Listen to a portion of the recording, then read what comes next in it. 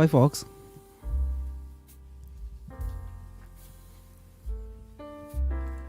How's everyone?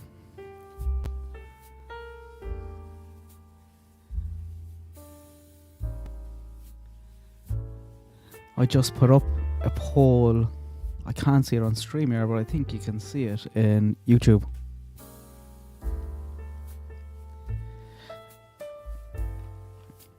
I should have really having these streams Summer Sunday and Monkey Monday, probably the other way around, because I'm all about Michael Vaughan at the moment. But I liked how it sounded. I liked the simile.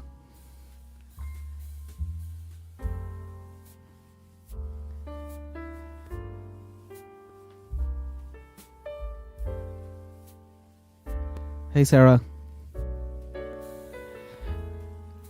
Sarah, you might be under a bit of pressure. Not pressure. It's the wrong word. I've been blocking a lot of people the last 2 days.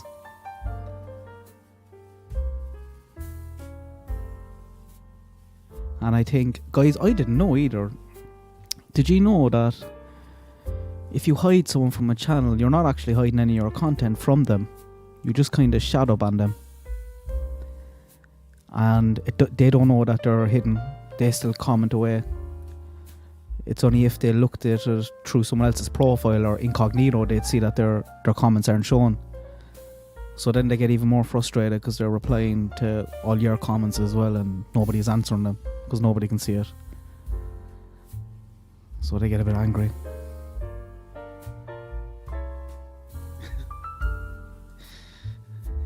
You were grand. Tomorrow night might be Tomorrow night might be a bit worse. I made a lot of people upset.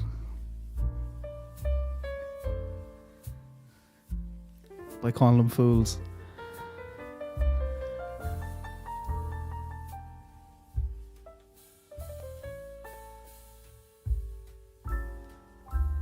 Hi Chris. Hi Ada. Oh, Aaron's there as well. We've a few. We've loads.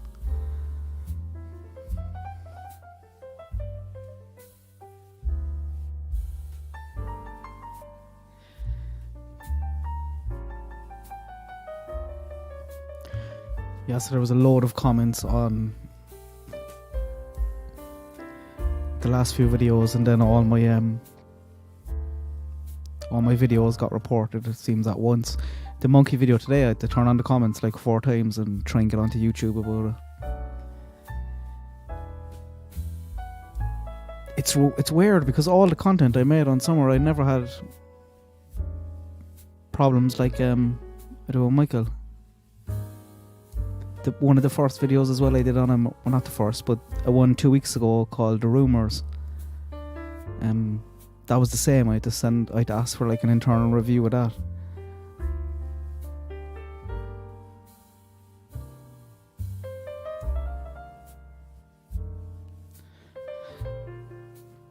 I want to go through tonight. I can't see the poll here, that's for right now, and I just go back in there. Because you might notice I've asked that question a few times the last few weeks. Isn't the end of the music lovely? My D-drama music.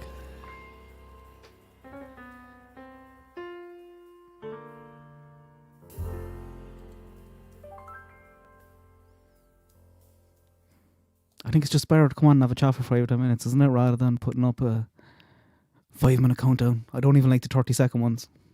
Because if you're watching on replay, then you're kind of skipping forward, aren't you? It's annoying for when you're on replay.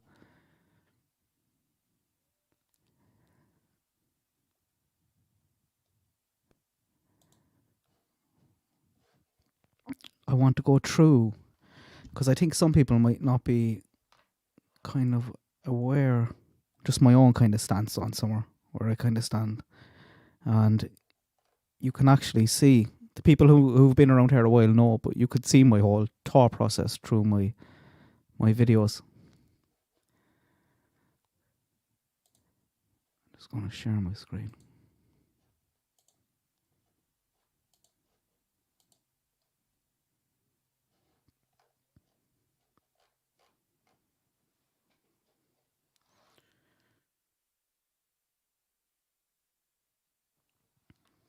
So my first ever video was only, I don't know, maybe 3 months ago.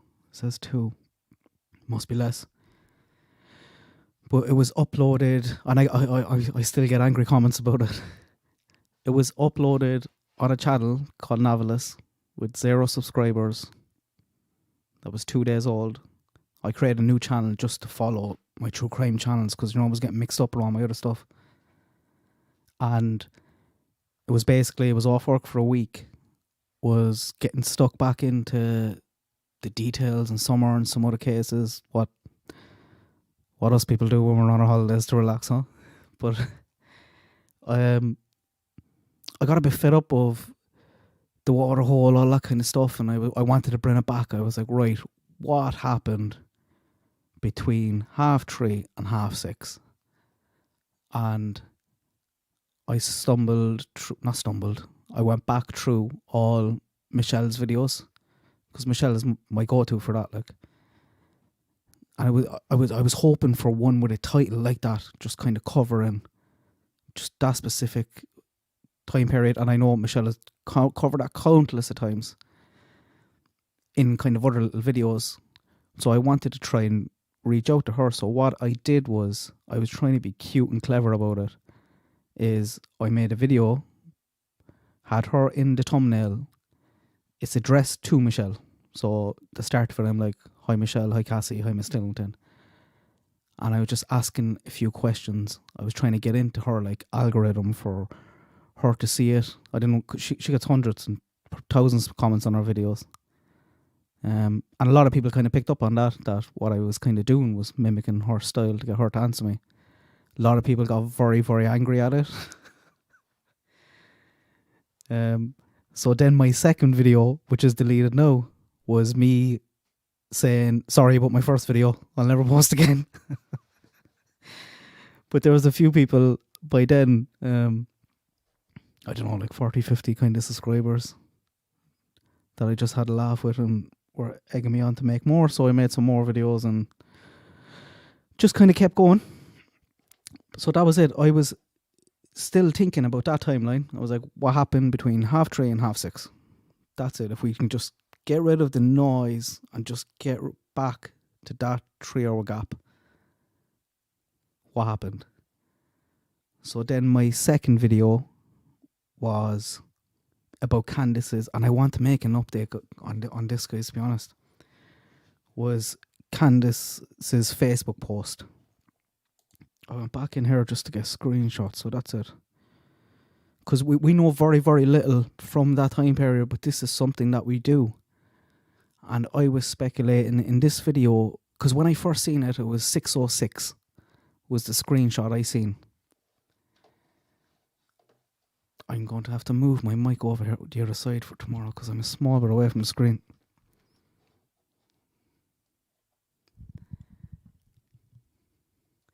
I seen that today, Sarah. I completely fangirl out anytime Michelle ever mentions my name. But I thought with this photo, the first photo I seen was 6:06. And I know they're in 2 time zones, and if you look at the likes, it kind of has 6 likes. So I was like, this was early on. Someone screenshotted that and took it. Oh, you can't see it there with the comment. I'll just put one up to get rid of. So I was like, this might exist. This might actually be 5:06 and not 6:06. Because 6:06 wouldn't really make sense. Like, and then I found another screenshot of 5:06.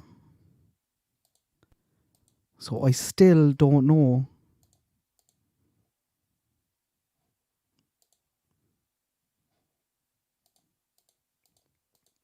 Did I put the 2 screenshots in? I think I did.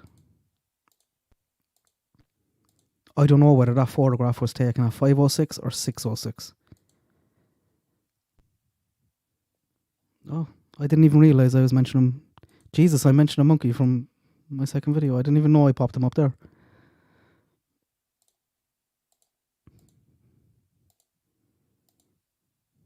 I don't watch back my videos because I find it a bit cringe or I'm getting a bit better.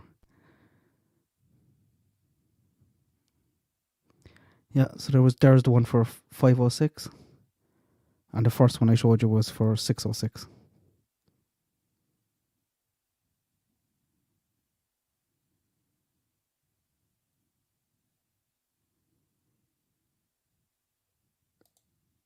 So I was speculating on that. Why she would do that? Why Candice would upload a photograph at 506? Was it because she wasn't at the house? Even though it wouldn't be a great photograph because Summer's in the corner of it. Although one person was saying that if you were uploading that to Facebook, you wouldn't actually see that in the preview. But at the same time, then the kids, this is an old photograph. It's not a photograph of that day. And it's obvious because the boy's haircut and stuff like that. I think he's wearing, what is it, like a Honda racing uniform or something? But do you have any thoughts on that photograph and why that would have been uploaded to Facebook? Does anyone know exactly what time it was? Whether it was 506 or 606?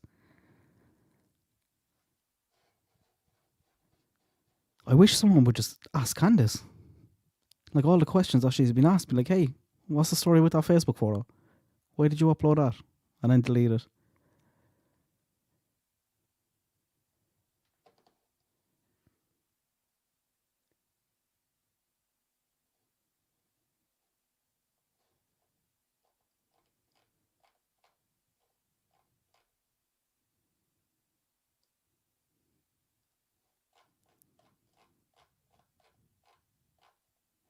I think it was 606, was it?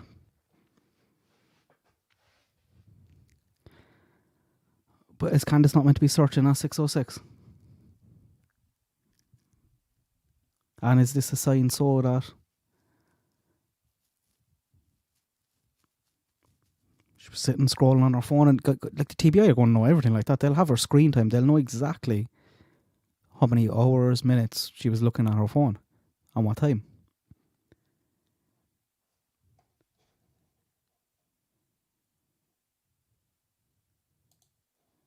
I'm going to play my music down low.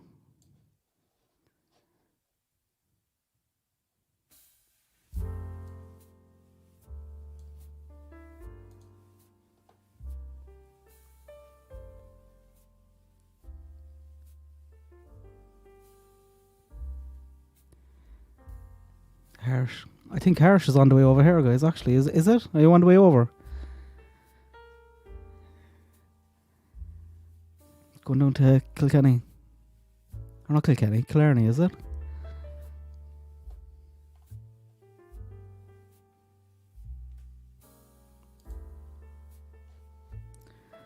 So that was my second video. Still don't know. I know some of you there are saying 606, but why? Like, what's the story with that?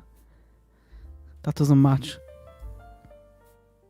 So is this maybe seconds before you realise someone's gone missing? You were on your phone just posting photographs.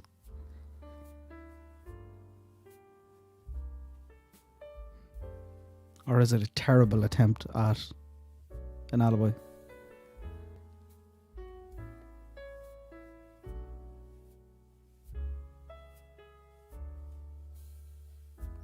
No, it's not a new picture at all. So that's not what I'm saying.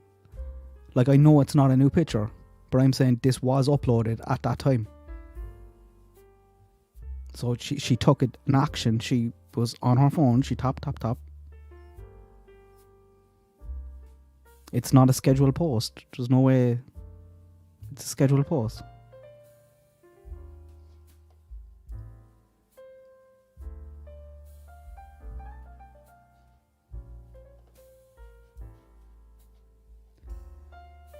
It still annoys me that photograph. And like you'll see here, I didn't, like, in no way did I like jump on Candice straight away. Obviously the first interview, you're like, what is this? And we watched that back in a live stream a few weeks ago when we were looking at, which is interesting now as well, because in that live stream we were looking at Cleo Smith's case and Michael Vaughan's case and Candice's case, all the interviews that were given. And even in that live stream, people were coming in saying that Cleo Smith's dad was involved. When it's all done and dusted.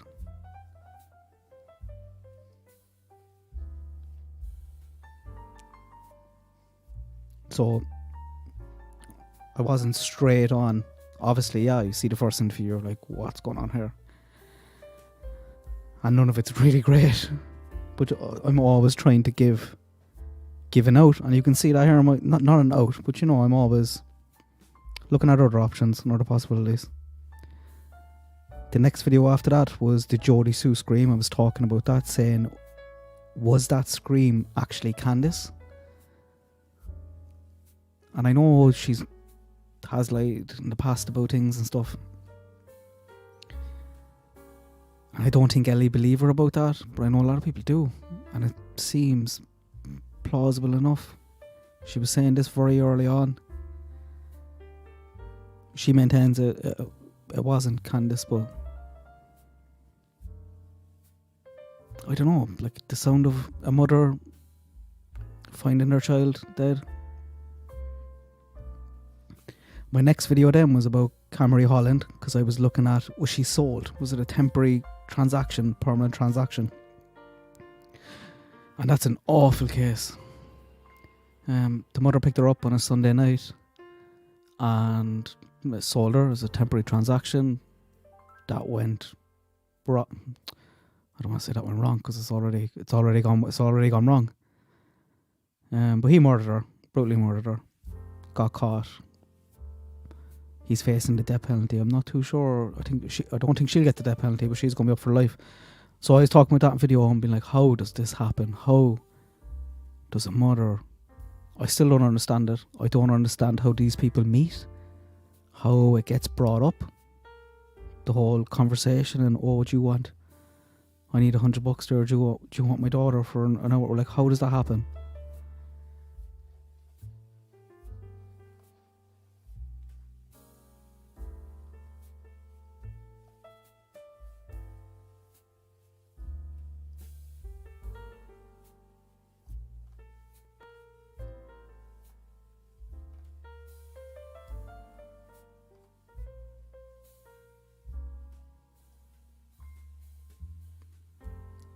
Hi Scott, I'm just seeing some of your chats there, guys. Sorry, I'm very bad.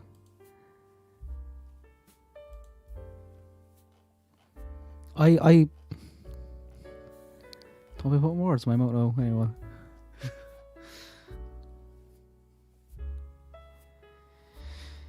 It's sad, Amy, isn't it?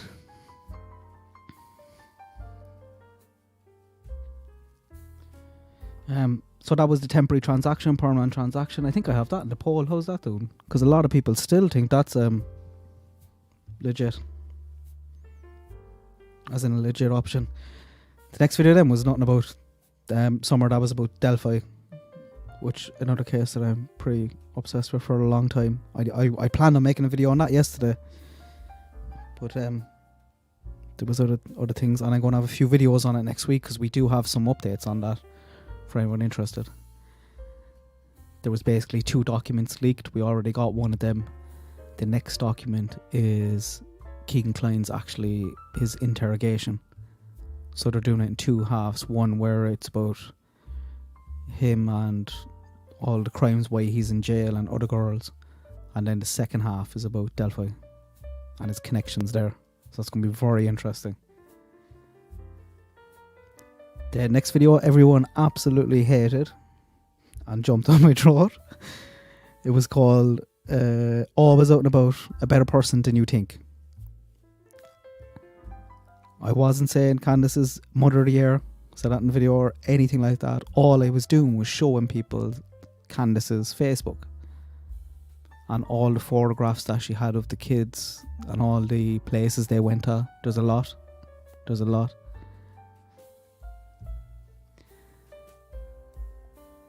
My next video was Candice's lie detector test, where I was talking about that. I don't know what to think of that now. I still don't, because I don't trust Ronnie Lawson at all on anything what he says. But I see people saying Candice is giving out other people's names, people who pass lie detector test, and Candice isn't that type of person. But it is interesting that they came out and said they all passed.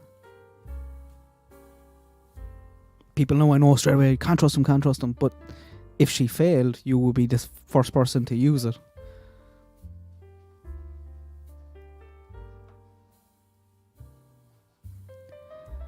Then I started looking at Andy. And I kind of, like you'd say there as well, I'm kind of careful enough about naming people like that. But once you find out then what they've done, you're like, I don't care, you're not a good person. And I'm still not interested in that.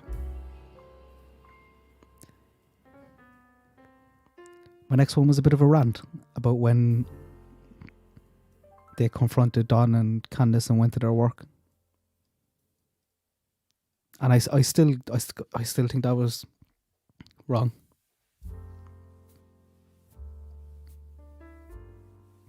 The next one was Candice jealous of Don and Summer? So that was just looking at one of the clips that they released on the YouTube account. And I just noticed watching, I was like, there's no recent pictures here of Don and Summer, whereas on Candice's Facebook it looks like she's taking photographs every second of the day. Why is she capturing those moments? Is it because she doesn't want to capture it? Because surely the way Don talks, maybe that those moments would have happening. And I was very critical of a video, and to be fair,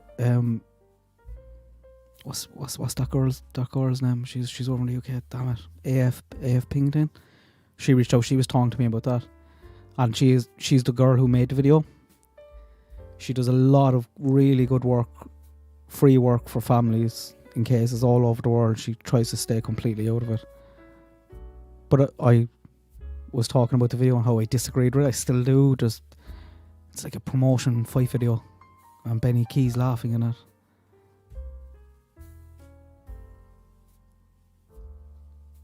The next one, I'm back at Andy saying what time did he leave work. So you can see even through them, I look at Candice at the start, and then I start looking away at the other possibilities. Was she sold? Was Candice as bad as what we thought? She did pass a lie detector test. What's the story with Andy? Then I'm back to, was Candice a bit jealous? And then Andy again. My next video then was the first Michael Vaughan video I did. I tried to trick you all into watching it by putting Summer in it. And talking about why Summer got an Amber Alert. First off, I was talking about Amber Alerts, how they came about. And I think that discussion, guys, is definitely something that's going to happen soon, because they're outdated. Like these were designed for in a time where we didn't have social media. We do know things are very different. And people will get very touchy, but I think there's some states that are very, very loose with the Amber Alert. Like Tennessee seems a bit loose. And you do come a bit desensitized to it. How many times have you seen on YouTube kids, Amber Alert issued, found, they wandered? But in Michael's case, up there they have the whole 12-hour rule. And they did push it. Like Ellie pushed for that twice. There's a bit of, people don't realise that. But there's a lot of people involved in pushing that button. But it should have happened in Michael's case, especially when, like what Amber Alerts do and the messages that it puts out in the big highways straight away. But like you can see there, even with this, so the video on Andy got 10,000 views. The video on Michael, 1.8. And then the next one, which was rubbish really, 11. But like I would have built in the subs here on somewhere else, so you get why people weren't that kind of interested. And then you'd get new people as well who are interested in kind of Michael Vaughan coming in. My two after that were two kind of, I didn't enjoy these two at all. And people were very fast to call me out and be like, don't you dare go down the Kramer road. Like, it was with Laura, perplexed QT, recording a conversation with Alison's mother. Thought she was very dirty and sneaky in that. She wrote a really rude description as well, Because Ali passed wind towards the end. She's just laughing, mocking her. And then the shambolic lunch with Dudley. But I wanted to watch those. I wanted to see what Alison had to say, and I wanted to see what Dudley had to say, but I just want to stay away from that drama side of things.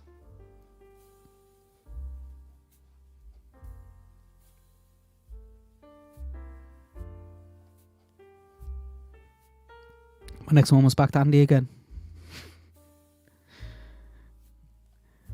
Well, not Andy directly, but I was like, was someone waiting for him down the end of the hill? Because we know Summer wasn't in that basement.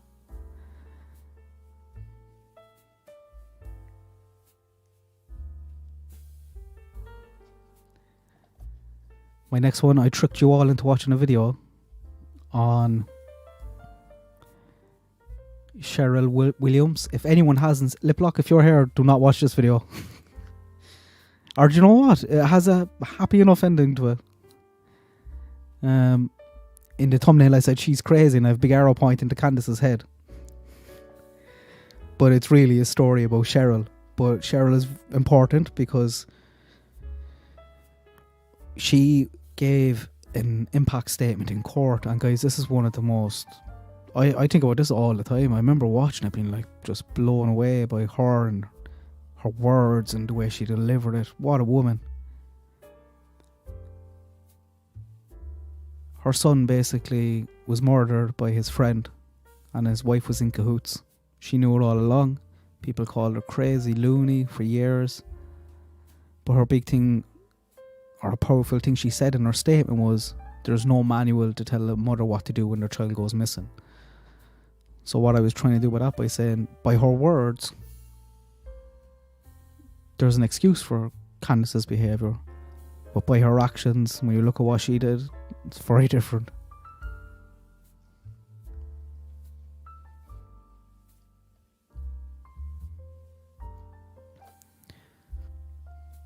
The next one was things that annoyed me about Don and some of the stuff that he said about she kind of being involved. Because I'm always fascinated that if...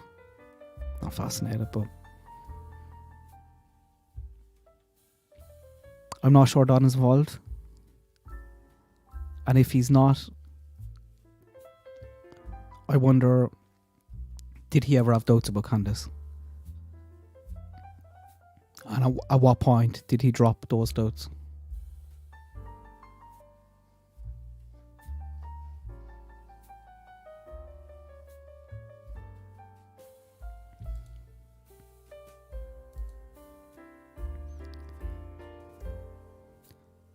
She was incredible, wasn't she, Wishful?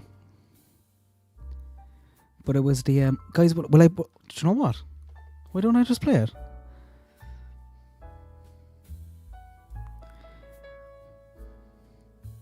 This is just her victim impact statement. So this is after. I won't go through the whole story here, but I just want to show you what she said. So.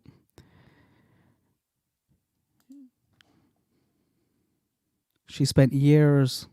Or should I play the story? Do you want me to play the story for you? Or will I just play her talking in court if you know it?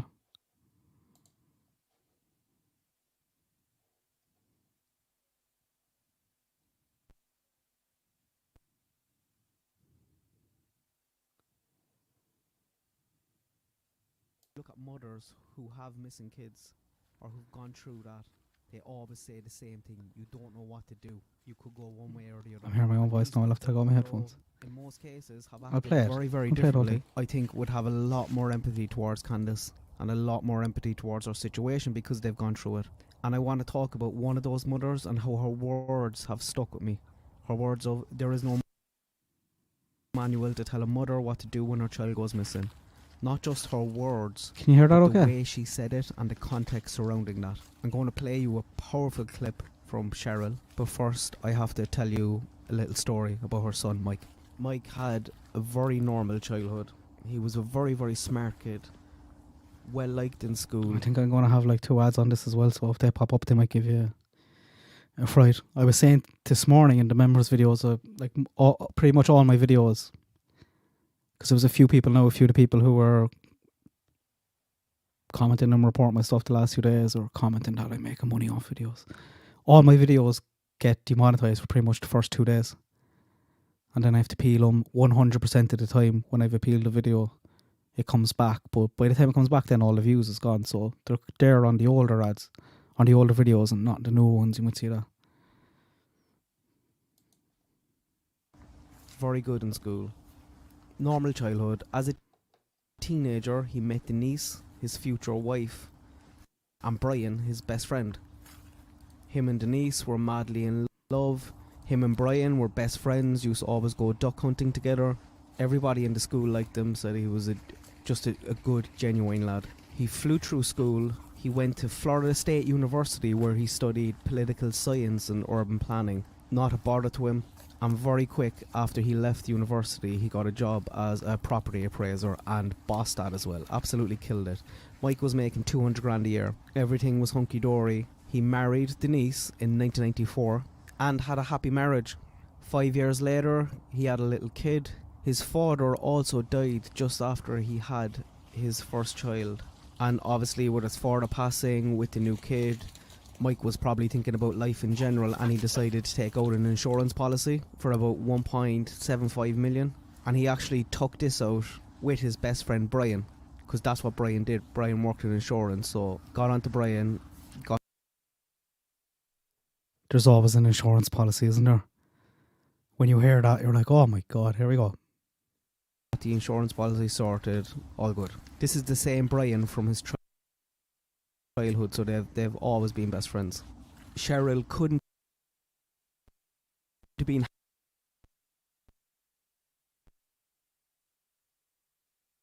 her boy, was delighted to be a grandmother.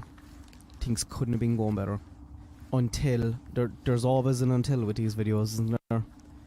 Until the 16th of December in the year 2000, when Mike got up early to go duck hunting. He wasn't going to stay long. He wasn't going to be there all day, because it was actually the 6th anniversary of his marriage. So he planned on coming home at midday, before midday, and they were going to celebrate for that day. At 12 o'clock, Denise began to get a bit worried that he wasn't home. So she called her dad, she called Brian, his best friend, and the three of them went out there looking for him. They found his car by the lake, nothing else. They called the Florida Fish and Wildlife Conservation Commission, and a search began, but there was a storm in the area, so the search was called off pretty fast after it just began, and they were focused on where they found the car.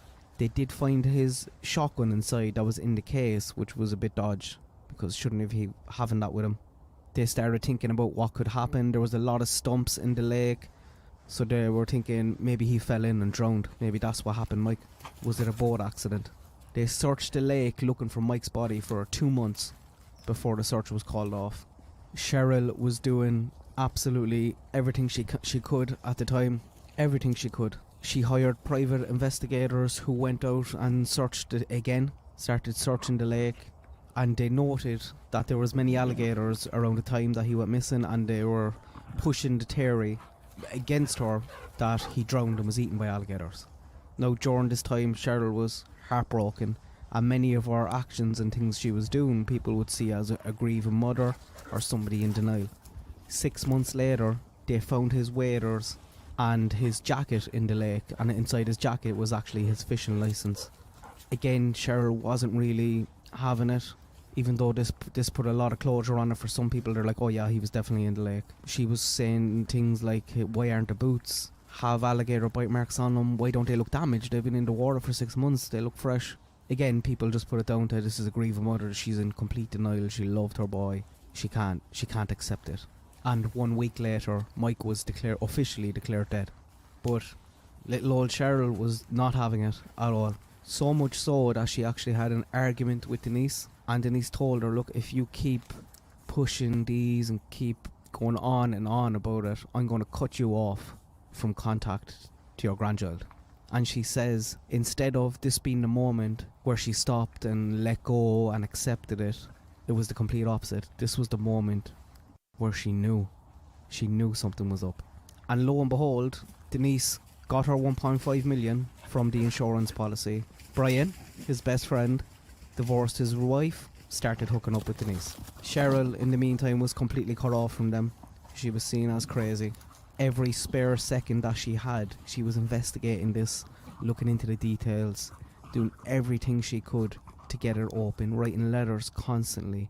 And 4 years after Mike disappeared, she finally got the Florida Department of Law Enforcement to open it again, basically based off 4 key pieces of information. There was where the car was parked. Mike never parked there. If the boat was in a lake during a storm, it would have been blown to the other side, and nobody could explain this to Denise. Nobody could say, oh, it was on this side because of this. She looked into it, she asked questions, she was looking at the wind, she was looking into every detail that she could. The engine was off in the boat and the tank was full, which doesn't make sense, because if Mike was on that boat when he fell in, that boat would have keep going, it would have gone around in circles until the fuel ran out. Nobody could explain this to Cheryl. Nobody. Mike didn't normally hunt alone.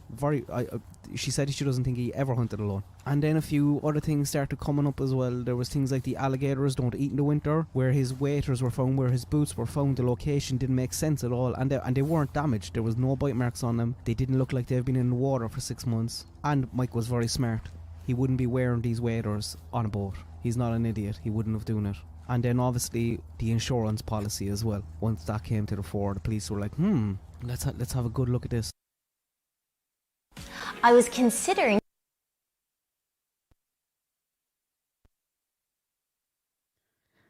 Right, so we're nearly at the part I want you to hear. Like,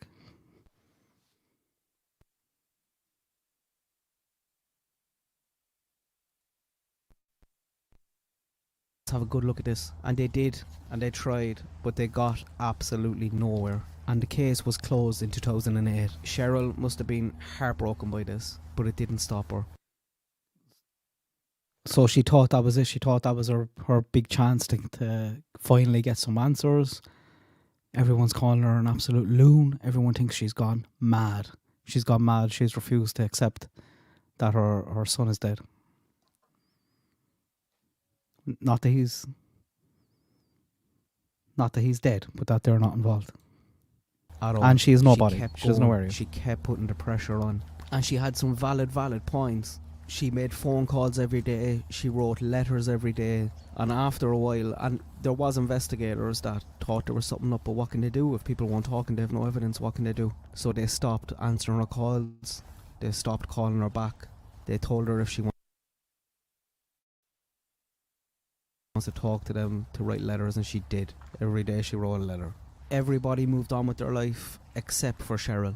She was seen as this crazy old lady who never accepted that her son died. In 2012, Brian and Denise actually separated, and 3 years later they were divorced. Brian was very against the divorce. He didn't want it. And 1 year later, in 2016, he actually kidnapped Denise. She got into her car, she was driving along, next thing someone jumped over the back of the car, gun in hand, was screaming at Denise because she stopped answering his calls and answering his texts, begging and pleading with her, telling her that he never wanted a divorce. Why did she do this? Said he's going to kill himself. And she managed to calm him down as best she could. She started agreeing with him, saying that they could talk about it. He said sorry for hiding in the car and threatening her like that, and he got out. He left the car. With him, he took a plastic sheet, a bleach bottle and some tools, and said sorry about that. Went off. She was like, don't worry about it, it's okay, I'm not going to tell the police. She lied. She went straight to the police. And they were always interested in talking with Denise because she wasn't talking to him about Mike. And they used this to try and talk about Mike. But Denise was very careful in all her interviews. She didn't want to focus on that. She kept bringing it back to, this is what I want to focus on now. This is what I want to talk about now. Brian had gone to lunch with a friend saying that the police are after him and that his wife was going to start saying something about a guy who died years ago. But she didn't. Denise didn't open her mouth. She was very focused. You can find her police interviews online. She didn't want to go there. She was not going to talk about Mike. Cheryl was buzzing. This was the only bit of hope that she'd seen in years. And again, she was back onto the investigators, asking and pleading with them to please find out what happened to her son. Mike was eventually arrested for the kidnapping on Denise and was sent to 20 years in prison. And lo and behold, the day after his sentencing, they found Mike's body. He was given immunity for saying what happened to Mike, and boy did he. He said he shot Mike dumped his body. They started planning this about 9 months before Mike was killed. Him and Denise had been having an affair for years behind Mike's back. She didn't want to get a divorce. She didn't want the image of that. And also, they had a pretty big insurance policy, so if they could make a bit of money out of it, why not, she thought. Brian said that the reason that he kidnapped Denise and the reason he was so freaked about the divorce was that he thought, once divorced, Denise would throw him under the bus for this. But Denise never had any intention of going there. But Mike spilled the beans. Denise was arrested. He told everything. Here's him in court saying what happened. I had told him that we were going to go to a secret special spot to go hunting, and that he needed to bring his waders. I had to make sure that he brought his waders because the belief was there was kind of like there still is probably like a duck hunter's myth that if you fall overboard with your waders, you're going to sink really quick and drown. We got to that area that I knew was a deep area, basically stopped the boat and got him to stand up, and when he did, I pushed him into the water. I don't know if he was trying to swim or I didn't know what was going on, but what I came to find out or eventually realized was he was taking the waders and the jacket off. And he was panicking, and I was panicking, and none of this was like going how I thought it was going to go. So I loaded my gun, and I made 1 or 2 circles around, and I ended up circling closer towards him, and he was in the water,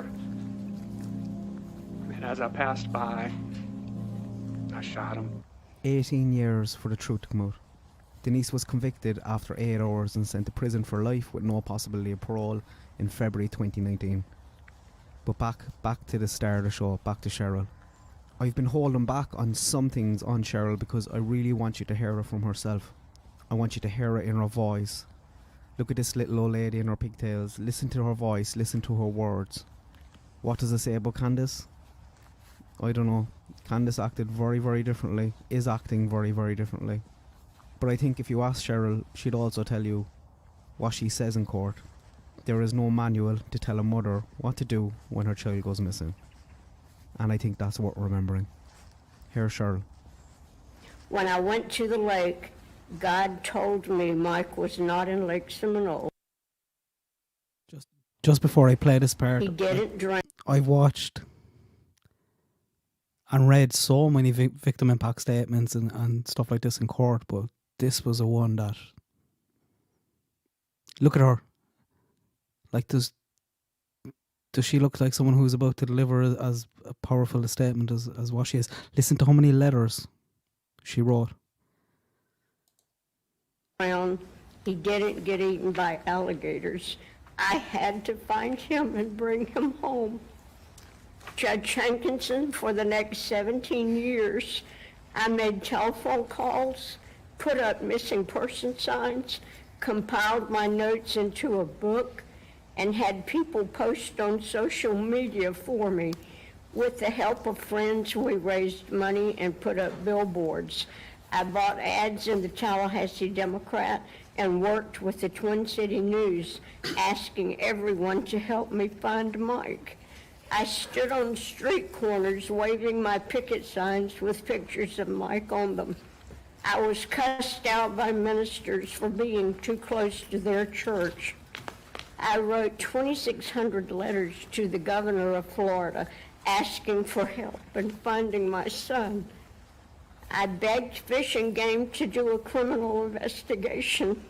They told me Mike drowned and got eaten by alligators and there was no need for an investigation. They laughed at me and called me crazy. 9 months after Mike disappeared, his wife Denise told me if I continued to seek a criminal investigation, I would lose Ansley, my granddaughter, Mike's only child. Denise might as well have waved a red flag in front of a bull. I knew that she knew where Mike was or what happened to him. Judge Hankinson, I am a fighter, not a victim.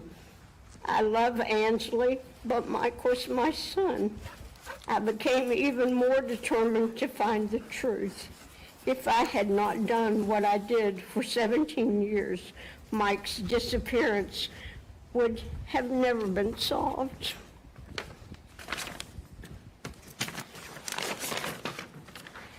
It took me 3.5 years to get FDLE to open an investigation into Mike's disappearance because the Winchester and Merrill families pushed the theory that alligators had eaten Mike. Fish and Game and FDLE should have known that alligators are ectothermic. They don't eat in cold water. Instead of investigating, they chose to ridicule and call me crazy and tell me that I didn't do things the right way. There is no manual to tell a mother what to do when her child goes missing. I just did what God put on my heart to do. Judge Hankinson, not only did Denise kill my son, she stole my granddaughter, Ansley, Mike's only child. For her entire life, Ansley was raised in a house with the murderers of her father while being denied the love of her father's family. She was told that Grandmama Cheryl was crazy and would hurt her. I have had no relationship with her since she was 5.5 years old. Judge Hankinson, there is no amount of prison time that will bring Mike back to me. I don't know if I will ever have Ansley in my life again because of the damage her mother has done. I am asking you to lock Denise Merrill Williams Winchester up for the rest of her life with no chance of parole. She has already lived 18 years longer than my son. She got to watch Mike's daughter grow up. Nick, Mike, and I didn't. Please don't allow Denise to ever be around any of her future grandchildren, because one generation of Williams children growing up around murderers is enough. Judge Hankinson, for the rest of my life, when I try to sleep at night, I will see my son clinging to a tree stump in Lake Seminole in the dark, knowing that his best friend is trying to kill him. I hear his voice screaming for help. I wasn't there to help him. It will haunt me forever. In conclusion, Judge Hankinson, we are in this courtroom today because of God, not Cheryl Williams. I am Mike's mother, and I did what God told me to do. My son's horrific death demands justice. With today's sentencing of Denise Merrill Williams Winchester, I believe justice will have been served. Thank you. Thank you, ma'am. That's heartbreaking to listen to, but what a woman. What a woman. Thanks to everyone who watched yesterday's video, but a very special thank you to Blue Heaven. Blue Heaven, she's still here. Yeah, she's some girl, isn't she? What a woman. And like the sad thing is, I don't think she actually ever got to see her granddaughter after that either. I did Google it a few weeks ago again, just to check. But it's just so sad. But how powerful is that? Imagine being in the court listening to that.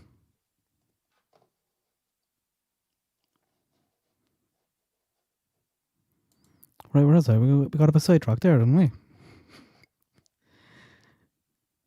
So yeah, that was me tricking you into watching that video by having Candace in the thumbnail and a big arrow pointing to her head. But I think people that did watch it and enjoyed it. Then there was Don about all the times he was saying she and wondering what I was saying earlier on. I'm not sure he's involved, but when did he have doubts, if he did?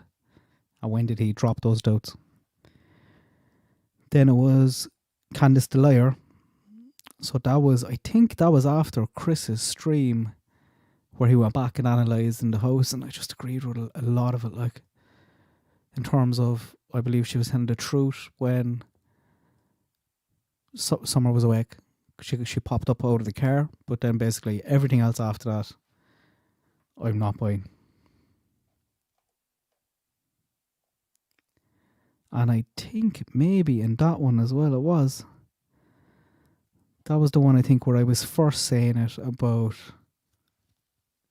because you guys, if you remember, she went downstairs and when she was describing looking for Summer, it was just the way she bent down. I was like, was she looking for someone that was hiding? Did they think someone was playing hide and go seek and hiding somewhere?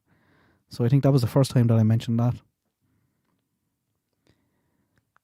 Then there was the 911 call that people didn't like either. People hate when I tried to defend or stand up for Candice, but I stand over that. I think that was a horrible reporting. I do think she's abused for a long time. Just the details in that report. Remember that came out when they were on about her flicking a cigarette and stuff. It was like so dangerous.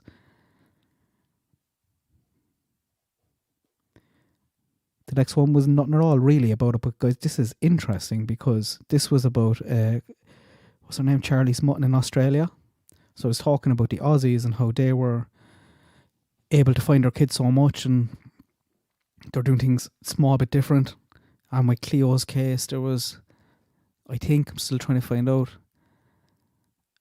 they would say use the data very differently than say even the Delphi case at the moment. The sad thing about Monkey is the data dump there would be huge, absolutely massive. But with that as well, with Charlize, they found footprints, and they thought they were hers. They found footprints and they were up, and the search kind of moved up, but she never even left the property. She left the property in a barrel with a bullet in her head, as far as I know. I need to go back and see the updates on that.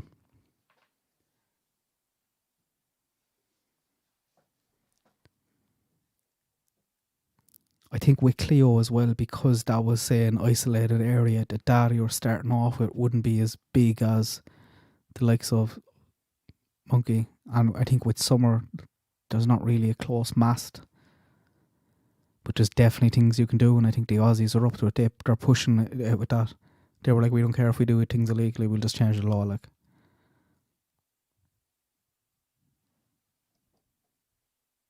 I think they're having trouble in the Delphi case with that as well.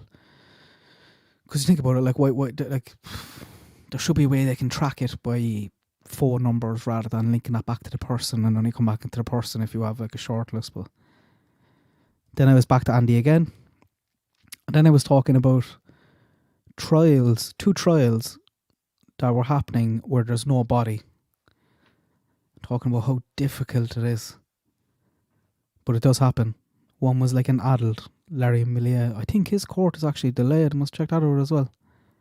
He definitely murdered his wife. And there's so much circumstantial evidence there with that. But there's a big difference between an adult and a child, because it's very easy to prove with her no proof of life. Because she's not logged into any of her social media, she's credit cards, cars, all that, whereas a kid doesn't have any of that. So you can get an out kind of with a kid. But the next one then was Ariel Sellers. Her adoptive parents kept her in a dog cage and they arrested them. They still don't have the body there. But I think with this one is they have enough cameras. I'm just speculating, but I think they have enough camera surveillance outside to know that she didn't come outside that house. And they've got some testimony as well from the kids, which is probably a bit dodgy. Or any kid given that stuff. Then I was on to Don. Wondering why Don Sheffrey wasn't questioned. Why didn't they pull him in? That's such a mistake, and that's how these things happen. Someone just slipping away under the radar. He's not on an SA register because he wasn't convicted of those crimes at the time. Would have been passing through the area. They said they seen Summer playing on the bikes out there before. I didn't mention this, but what I also wonder, guys, I'm not sure if you're aware how TikTok works. So when you're on your For You page on TikTok, say no, if you're living wherever in Tennessee, it's going to show you people around you. They know your location, so that's why you're kind of seeing your friends. Or if you're on TikTok, you'll see probably more than likely secondary school kids on it. So if Candice was constantly, we know she was constantly posting pictures on TikTok, then the chances are people around her area, if they were on TikTok, would come across them. So what's to say someone didn't come across all these TikToks that Candice was posting in her location, this spot somewhere.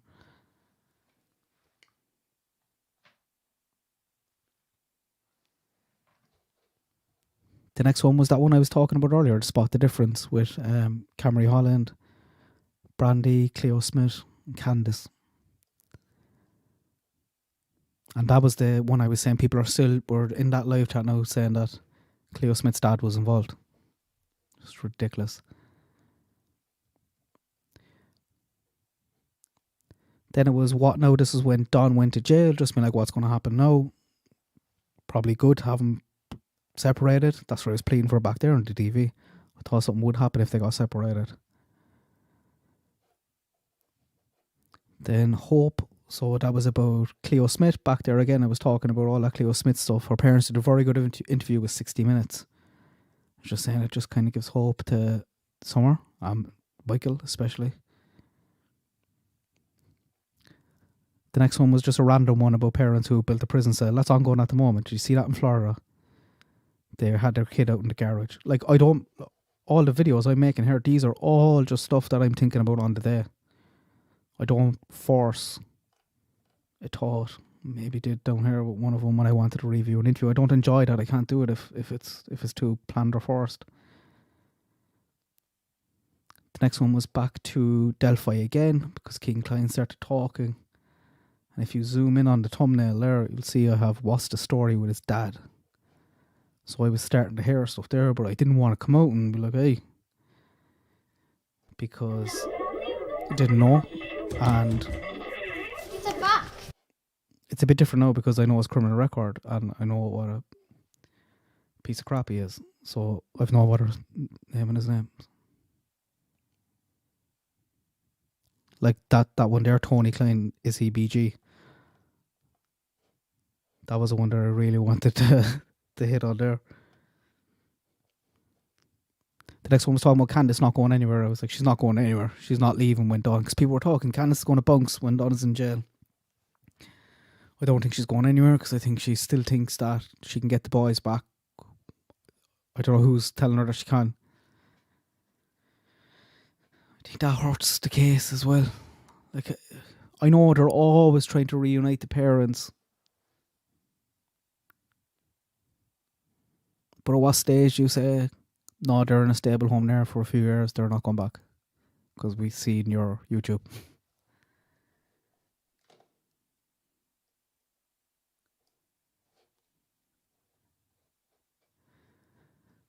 The next one was another Delphi one. The next one was Cody Bigsby. That's another sad case. And I think they made some serious mistakes. Then there was a live stream, Pastor Don, talking about Don's statement when he went into jail. How he... what a joke that was. Then there was the rumours. So in this video I was talking about, there was one or two things coming up with the babysitter, the parents, and all this stuff. The last 2 days I felt this coming because I'm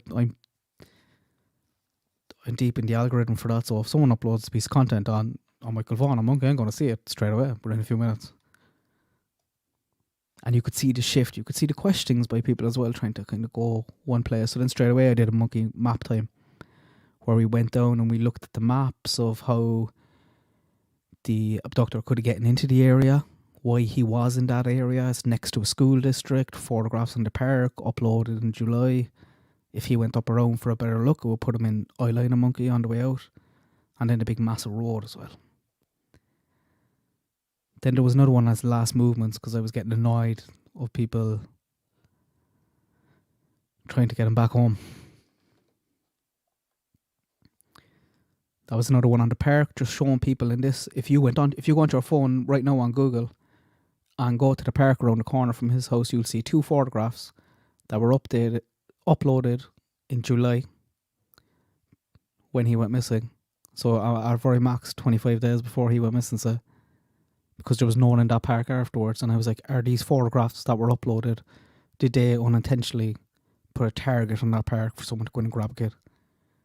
And if they did, who viewed those photographs in July? What IP addresses? Who were the people who looked at them? The next one was Candace telling the truth about Summer not being in the basement. We all know that. Then I had 2 abduction ones. So I was looking here. One of these videos is down because it has got a copyright strike and I'm fighting it. So it's going to be back up in a few days unless they decide to take me to court. But I was looking at how easy it is, and then I wish the second one was still up.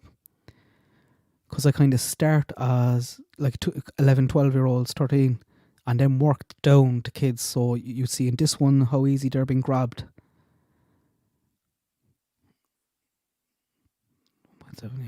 Yeah, it was the other one has, I think, nearly 20,000 views before it was taken down. But it starts with the older kids, how they're grabbed, it's a bit violent. And as you get younger and younger, it's just shocking to see how easy it is to lure a small child away.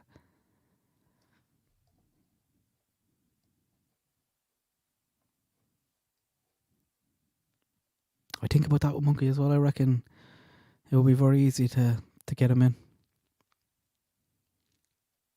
They're the stuff I think about, like what conversations happened. I imagine the guy pulling up and maybe something just silly, being like, is there a park around here? And he'd laugh and say no, tell him it's around the corner. Your man would kind of make a joke back, be like, it's not around the corner, I just came from there. Go up and show me, hop in, I'll drop you back. Gone.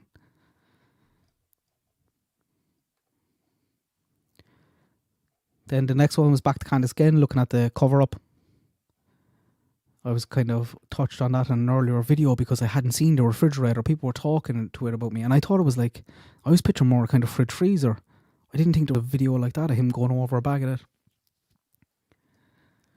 Ronnie Lawson, I do think he's a liar. Next one was Casey Anthony. So all I'm trying to say here was, if Candace is involved, I still think this is going to be, unless they've got some crazy damning evidence, it's going to be a very difficult case to prosecute and get a conviction. There wasn't much social media, if any, around for Casey Anthony. Imagine this.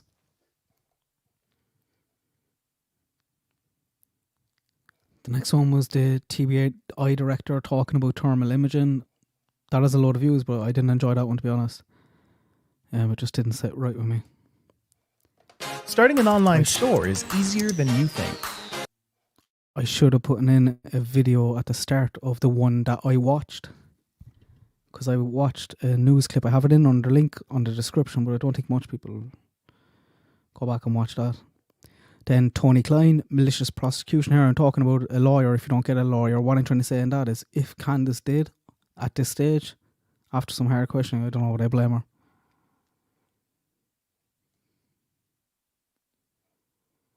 And then that was up to this week. Head in a bucket.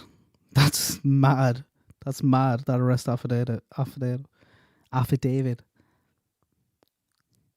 And then the last one where I was like, I've looking all over the place. And then Candace going absolutely bonkers this week where I was exhausted doing that. That was a real rant. But I was just like, I'm done. Wait.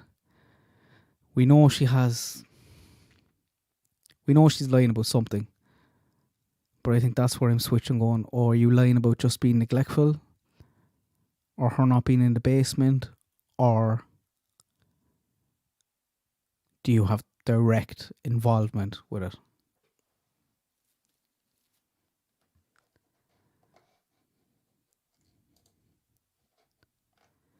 And I want to go back to the last poll because it was interesting.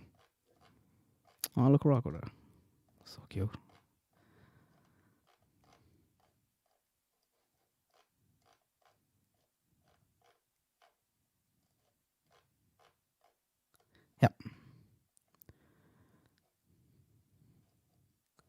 I can't be able to see the results here, but I think pretty much there was a lot of movement here onto sold as temporary. And there was a big difference when I did this the month previously. What is it now? I must jump in there to the YouTube and have a look.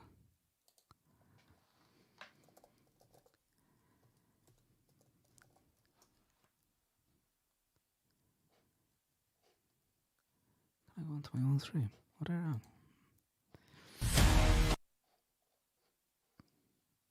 Whoa, there's a big change here now again. 48% are now saying accident cover up by the family. 34 sold. 14 stranger. 4. Wandered off. Starting with that.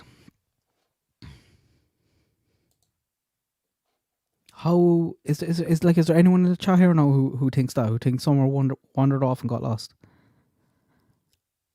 I don't understand with the searches how they wouldn't fight. Like what would happen? Right, she wandered off, got lost, just panicked, maybe in wild animal or something.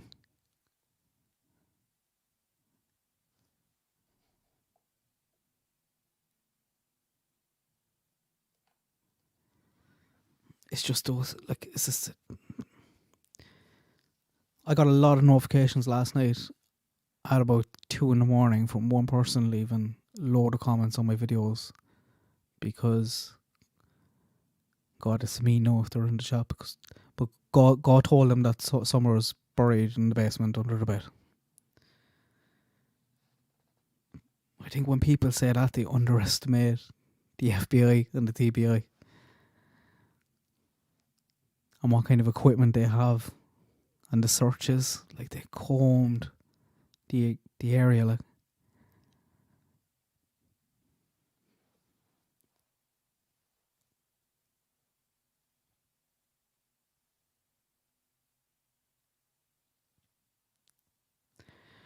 Stranger is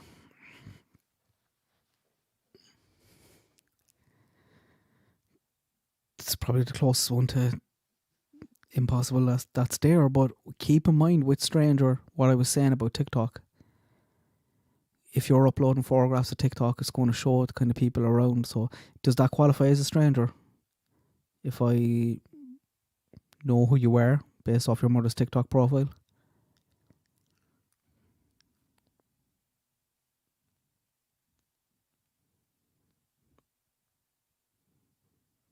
Someone she knows. That's one I gave a lot of thought to because and that's probably one of them. Maybe that's just being hopeful. But with that one, for me anyway, I'd be thinking, is it someone at the church? They're not going to the church long. Did someone see her being mistreated and be like we've all heard those stories of someone who can't have kids and really wants kids and seen somewhere and was like, I'm going to take her, but then you're talking about getting up to the house and hoping for her to be down at the creek, or I don't like. I think if it's someone she knows, I think it's someone she knows, but also someone who wasn't expect to see her there at that time, isolated.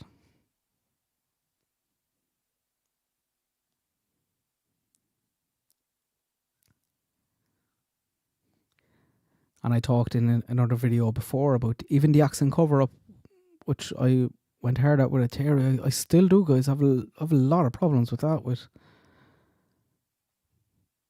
the evidence and the dogs, and I didn't even talk about the footprints.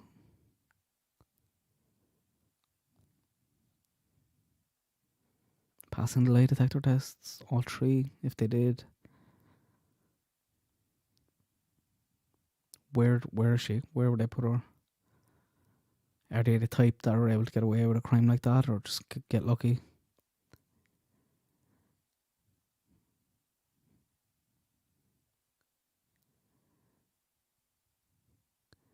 And then the second one there, and I think the one which, is that the one you're all going with?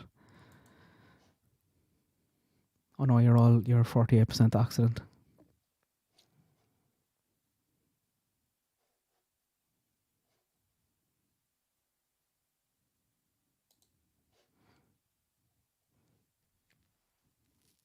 How would you think Candace would, if it was an accident? Is it just a case of like she's not brought up in the area, she doesn't know it? But when you see the photographs, guys, isn't it?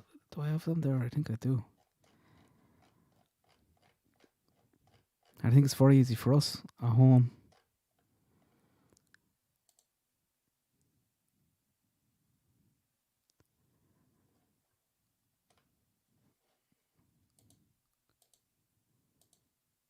Like these kind of took me back. I think it's maybe because they had people in them, so you get a better sense. You're like, Jesus. Look at that.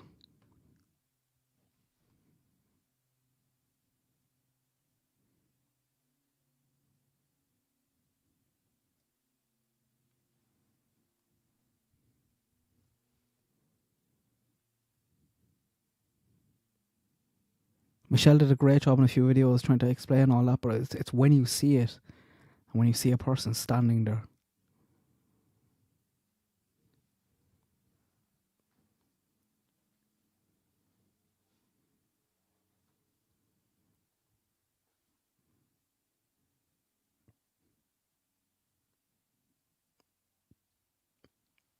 But I still think it'll be very difficult.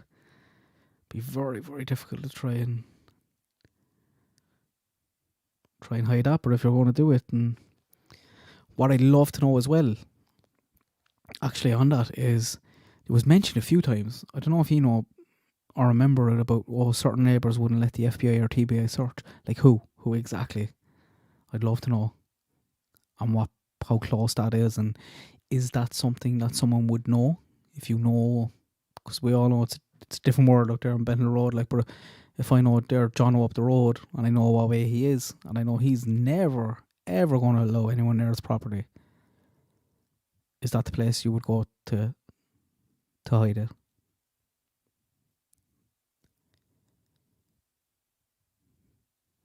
And then I wonder, can the TBI just be like, nah, we're searching? They can surely still fly drones over, like.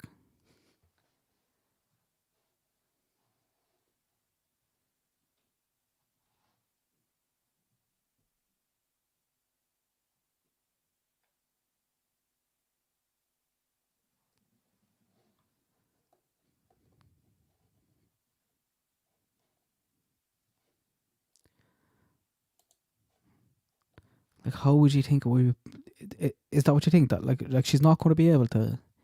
Well, she would be able to, but I can't picture Candace taking. I'm just even saying, I know, but I know it's horrible things to talk about like it is, but that's where we all are. That's what we're all thinking. There's 48% of you thinking it.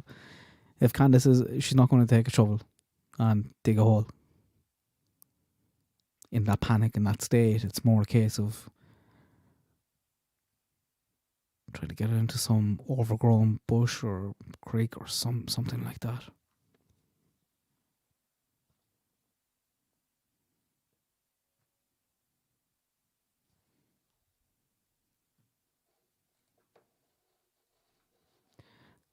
What? Hi Vicky, what do you mean? If Summer wandered off barefoot, she would not have gone far. Like gone far before something went wrong? Or is just so uncomfortable to walk barefoot? I think that's what you mean, is it?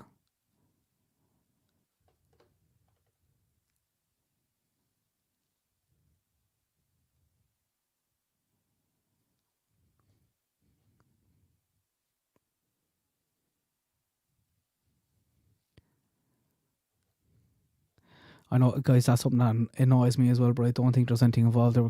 But why? Imagine Brandy Neal the next day after Michael went missing, driving back to someone she was with the day before to be like, hey, what'd you tell them?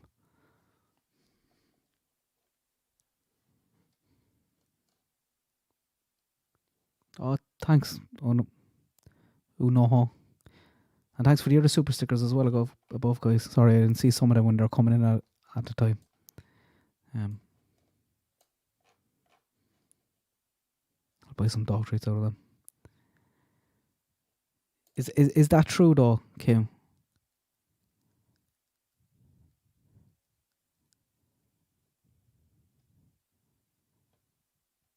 Like, surely if I'm finding footprints on your property and I'm the TBI, I'm searching our property.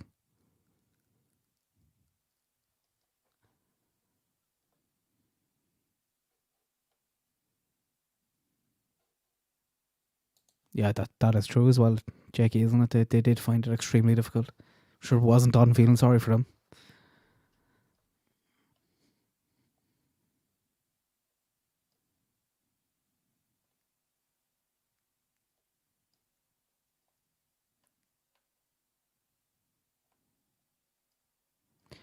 I seen that, Bex.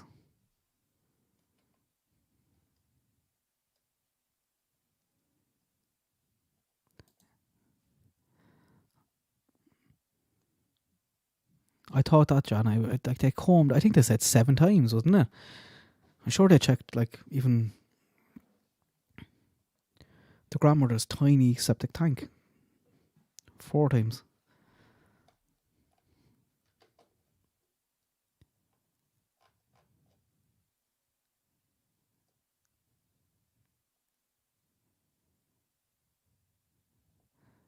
What I would love to see, Gaelic, will be the interview after that lie detector test. Because that's all they are, really. These days is an interrogation tool. You heard in the Cody Bigsby one how he talked about that's where he asked for a lawyer and they didn't get him. It was an intensive conversation. I had some comments last night saying that Warren Street is saying that he passed it, but like they're practically telling us that he didn't.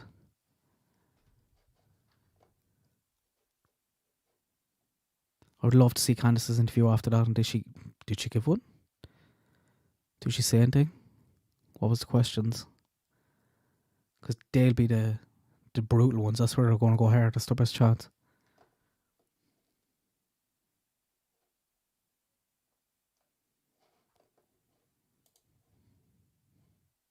I'm going to put that back on my piano. It's more relaxing when I'm talking about this stuff.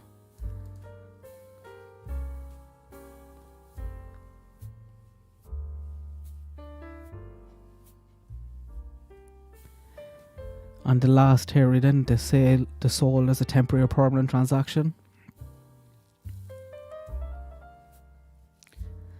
Like, if it wasn't for me being so shocked at the Camry Holland case, I'd be like, no, this can't happen.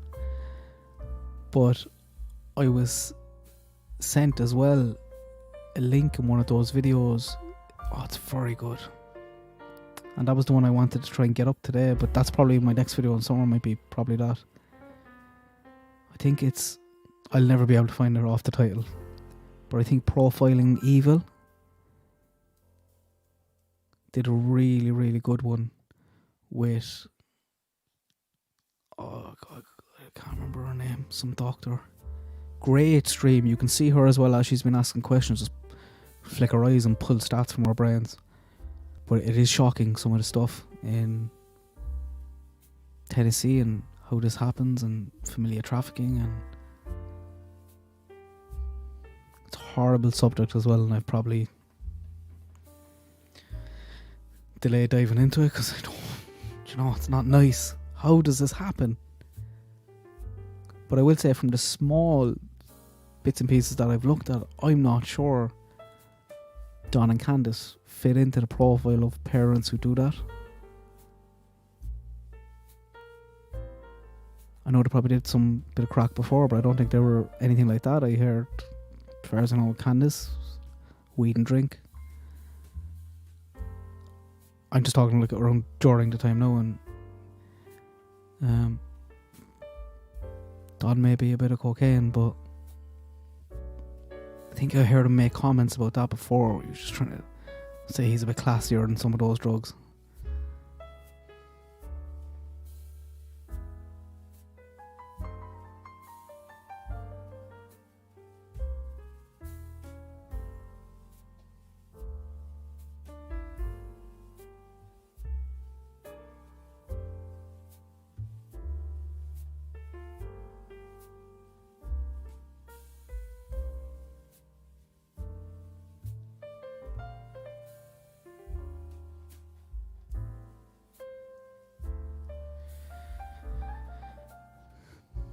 Do you think there's a chance that she was trafficked?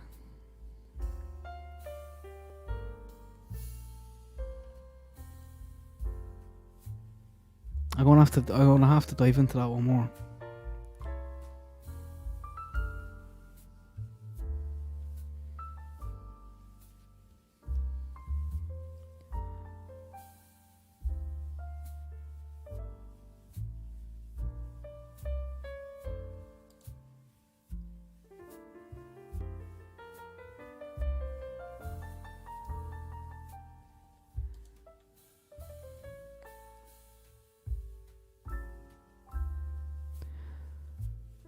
I'm not so sure, because that always Cavilla ends up going back to the water hole, and I don't think anything happened there. People are convinced that something happened there, and that Summer is dead in the car.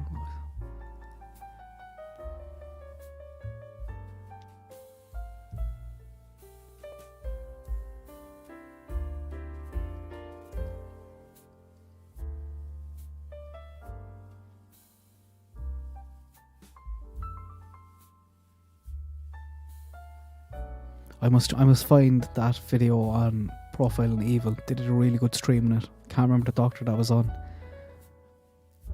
but she was giving good stats on how it happens, who's involved, and then some detailed ones on even Tennessee. There's a problem there.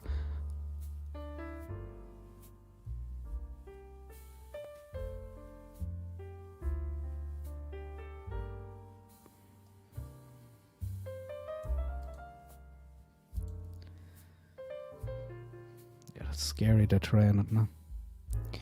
Guys, wouldn't Candace be in a lot? I was even thinking there when I was looking through them.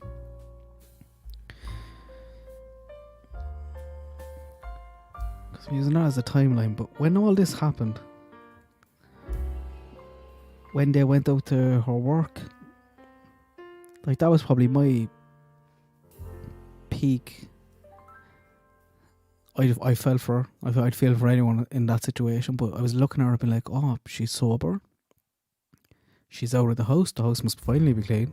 It's not. She told us didn't I? She's still cleaning that.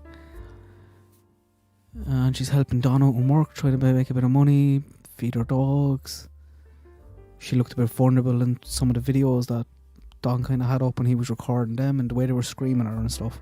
If she went quiet after that, just bang, off social media, people were saying she was like harassed off.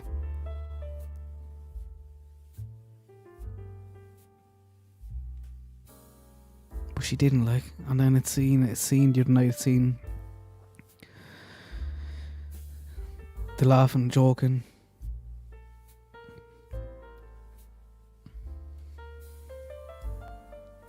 Giving out the cash app. Like, we listened to that stream yesterday when someone was on about like supporting Brandy or buying posters. That's what it was. It was at the end of it. Someone wanted to put up monkey posters, and they were like, Brandy, I'll send you the money, for the posters. Brandy's like, no, I don't want it. And she was like, look, if you wanted some money, just donate it. She gave out Michael's reward fund, and she gave out another Missing Children's charity as well. She's like, don't give it to me at all.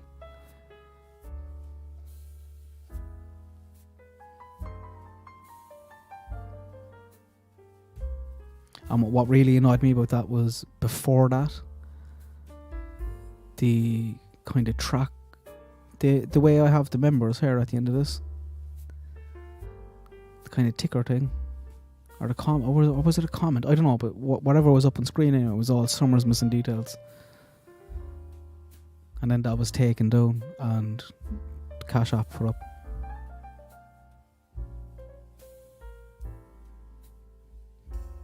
And that's a problem as well, isn't it? When you're like, why aren't you looking? Excuse me. Why aren't you looking for your daughter? I can't remember the last time. I can't remember. Does anyone remember the last time, like, Candace asked someone to share a post or call Yali if you know anything, or...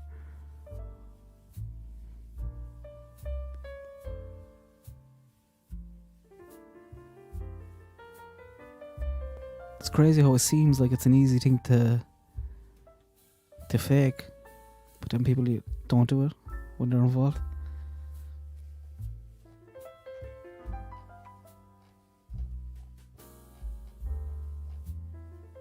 Oh, guys, sorry, I'm missing the super stickers there. I'll go back and catch you though. I just don't want to be one of those people either that spends the 80% of their stream tagging people for super stickers and memberships, but I do obviously appreciate all.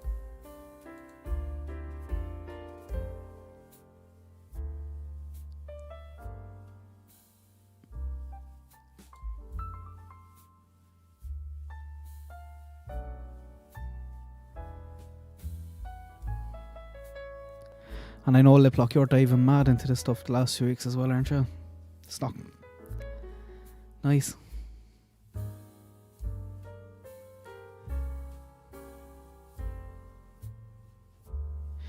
I'd imagine at any of those wells, or do you remember the septic tanks a few weeks ago? I didn't even make a video on that. I was like, what? People are like, check the septic tank. It's like, oh, I think they did. I think they checked the septic tank.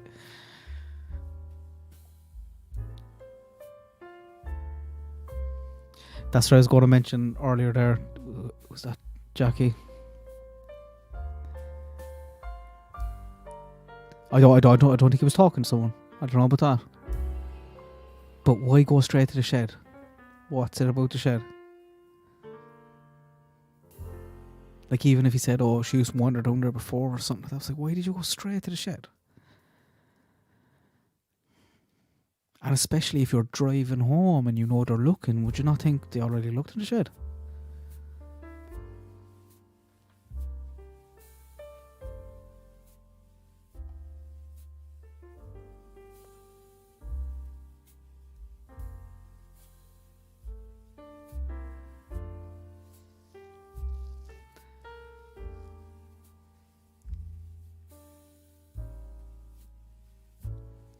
I kind of agree with that poll in terms of an overall how I'm feeling.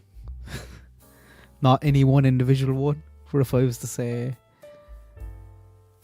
what I think, maybe 49% of me thinks this happened, 32% that.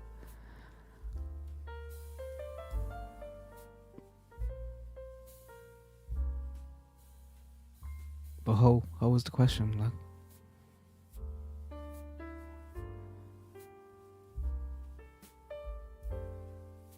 I'm going to dive into some of the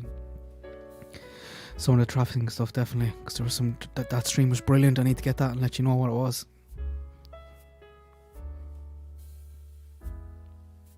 It's mad to me that stuff goes on, that mothers are doing that, that conversations like that are happening.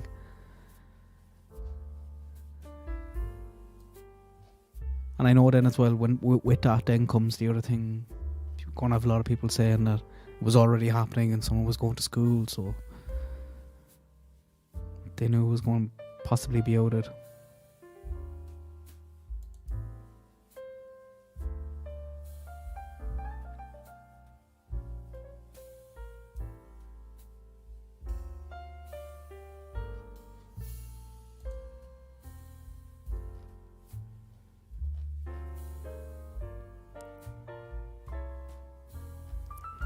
I forgot I can't see the results. I need to go onto my other page. So what's the difference there though? That's only a few weeks. There seems to be a big difference. And I get a good sample. Like the last one was nearly 1,500 people, I think. People tend to be... I've changed all my countless times in this case, and I never really was like 100% on anything.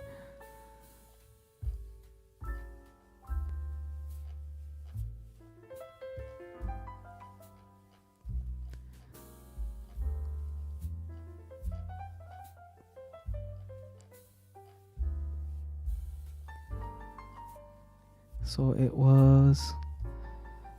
I know, I'll put them side by side so I can see. Last time I asked it was 36%. 36% said it was an accident and 41% said sold. I know that's kind of flipped. People have gone back to thinking more of an accident, but that could be over some of my content as well, and people that would come in and then see a piece and leave again.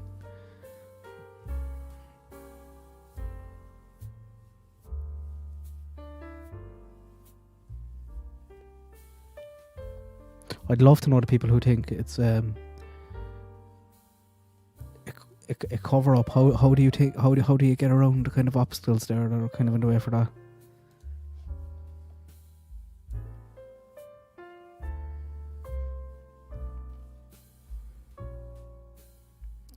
The dogs, trauma dogs, cadaver dogs. I suppose you could, if it was quick, just moved out there fast.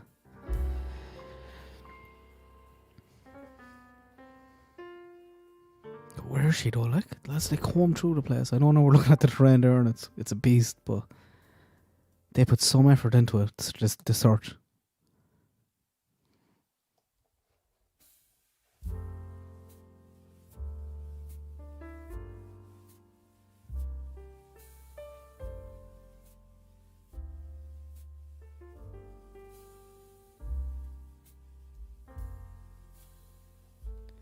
Say 30.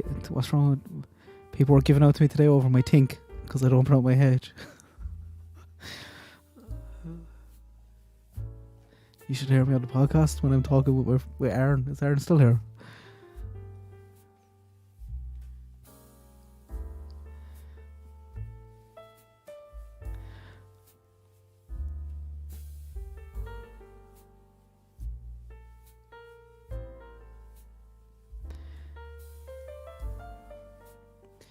It is crazy, Jakey, isn't it?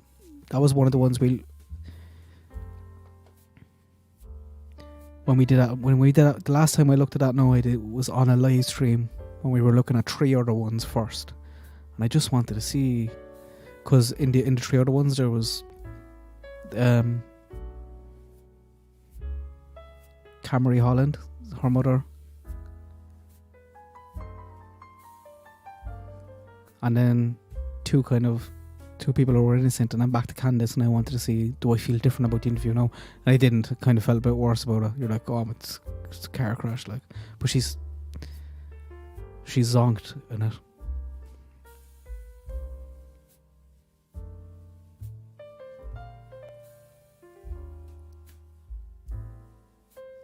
But very different as well though to Camry Holland's mother.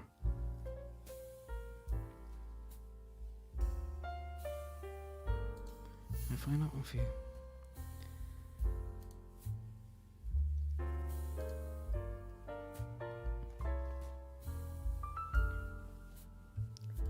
I know, I'll go back here and make sure there's no ads that pop up.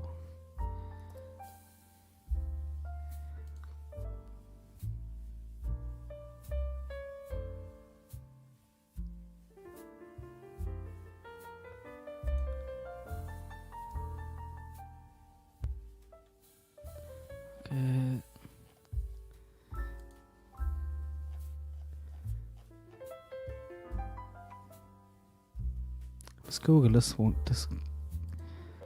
as well. See what the update on the court is.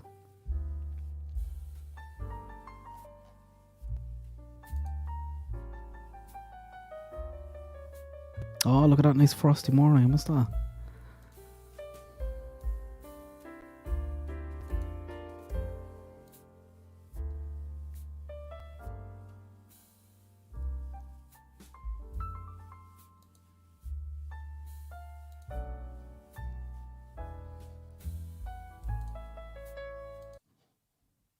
If it's just all crocodile tears. So this is a one, I don't think many people have seen that. This girl I was telling you about earlier on, she didn't have custody of her child. She collected her on a Sunday night. Within probably 30 minutes by the sounds of it. She had him handed over to a man, knowingly that he was going to... what he was going to do to her.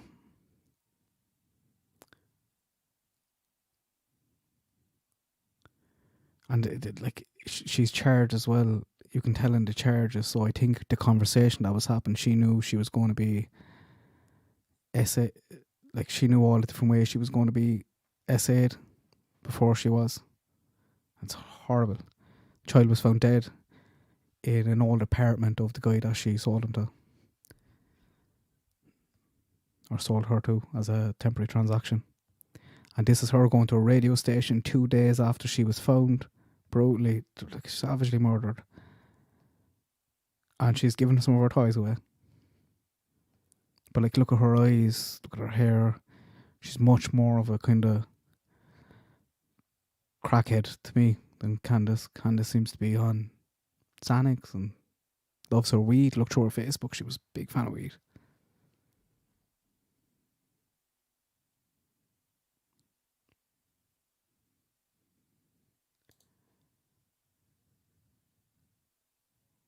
Kamari Holland's mommy, and she wouldn't want nothing in the world but to donate her toys to another little child that was in need because she was a very healthy child. Oh, she looked like such a sweet little girl. She was a very sweet child. She was beautiful. Sweet soul. Thank you. And this is, I seen this and I touched my heart, so I stopped.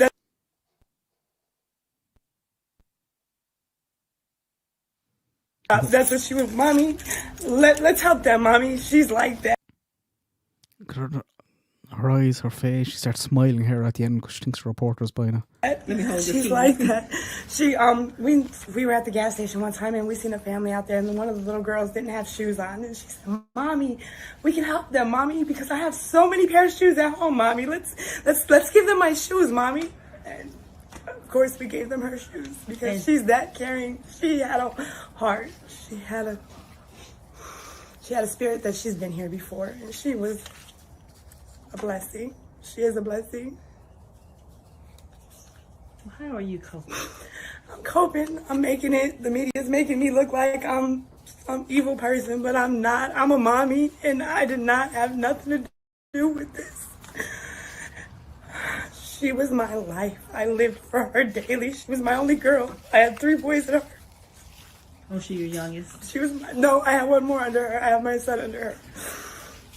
And it's hard. It's hard. I don't know if I'm coming or I'm going, but I'm doing it for her. Do you have any support? Do you have people on your side? Someone's helping you? Ain't nobody on my side. They didn't even tell me about the balloon release today. They haven't even mentioned her funeral or nothing. So will you get to decide that, or? I don't think so. I think that's all Dad. Dad had custody of her. Okay. But you know what?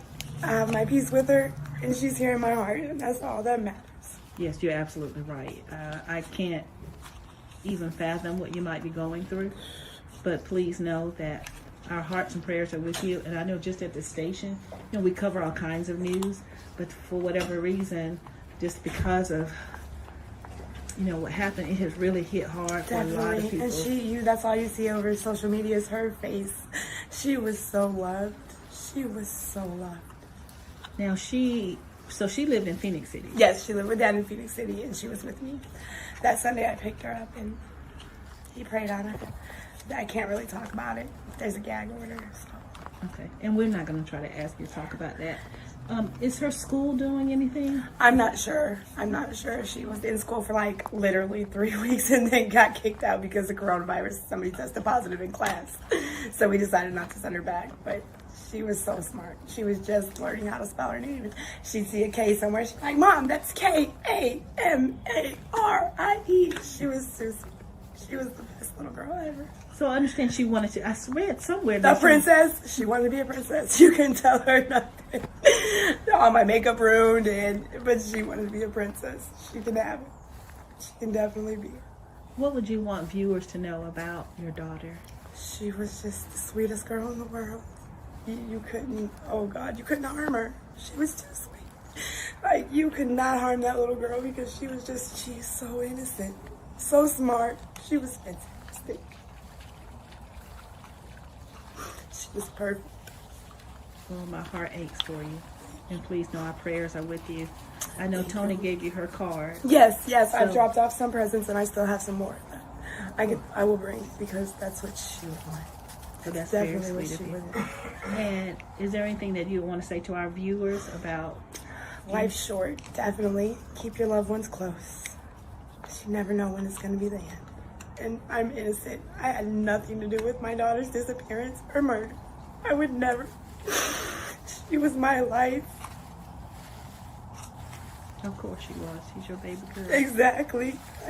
Whoever can do that is just disturbing. Very sick in the head.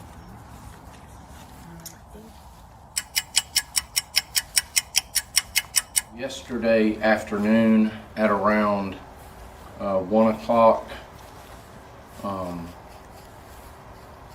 in Columbus, we were able to arrest Christy Sipple, who is also known as Christy Hoskins.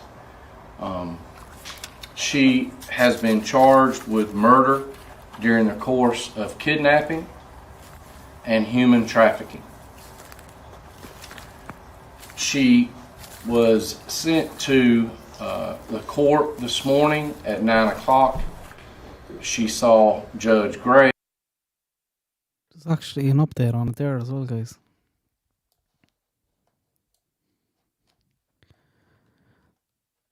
It's from 6 days ago. So Russell County Grand Jury has indicted 2 suspects in the abduction, rape and strangulation of Camry Holland, a 5-year-old Columbus girl whose mother is accused of trafficking her. Authorities frantically searching for the missing girl found her slain December the 13th, the same day they arrested the accused killer. They found him straight away. I think they found him in a hotel. And they later charged the mother with the same. Grand jury indictment set the stage for a possible trial where Judge David Johnson issued a gag order that prohibits authorities from disclosing details of the case. The next step of the arrangement when the defendants faced the judge for a formal reading of the charges.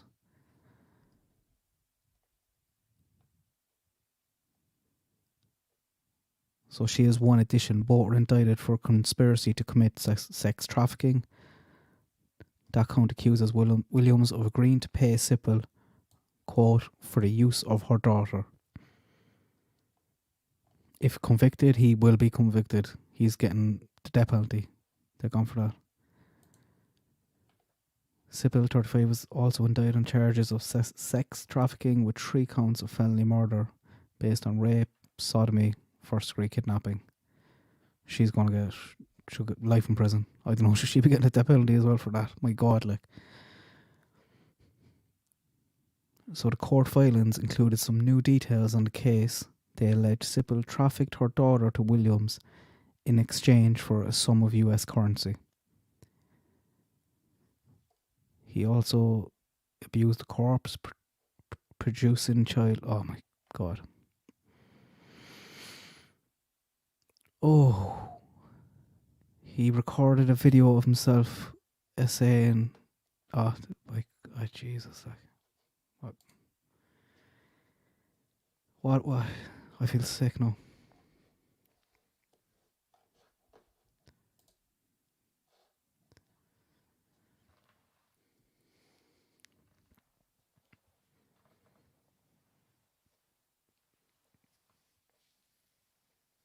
How does this stuff happen?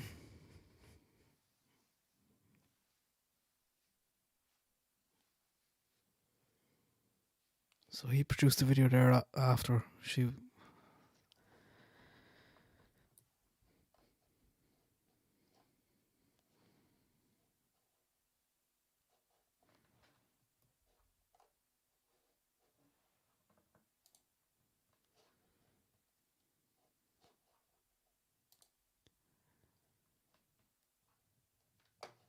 The guy that did it is... none of this has gone to court yet. This has only happened last month. Well, December. I think she was arrested maybe the start of January. He was arrested straight away.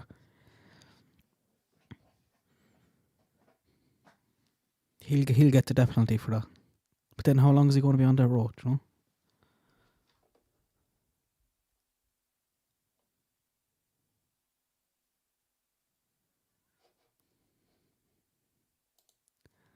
Back on music, it can't be done after that. I wasn't expecting that. That was my first time reading that. I didn't know that those details are there. I have to put a Google Alerts. That's what my Google Alerts is. All these cases and court cases. I have to put one on for that.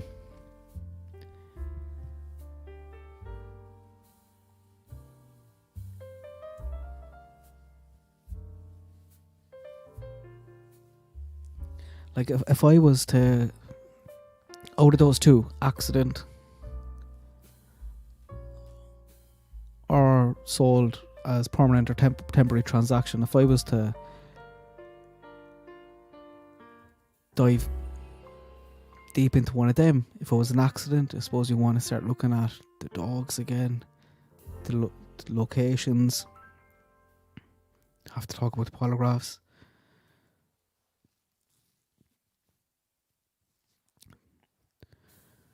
The footprints are kind of there as well. That's something I never kind of talked about, but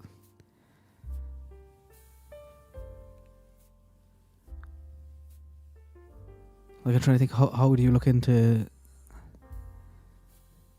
being sold as a temporary or permanent transaction? Most of I don't think I heard anyone around them suggest anything like that, or anything like that could be possible.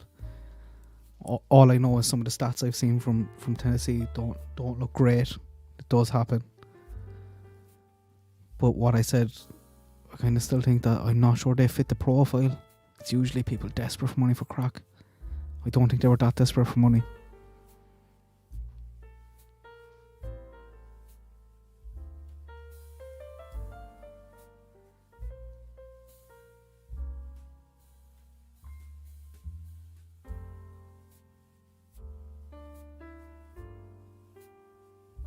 It'd want to be some... You'd have to get lucky as well if you're going to get away with that. But I do stand over what I said in that video though. If Candace did find somewhere, I think a lot of people didn't really think about that, but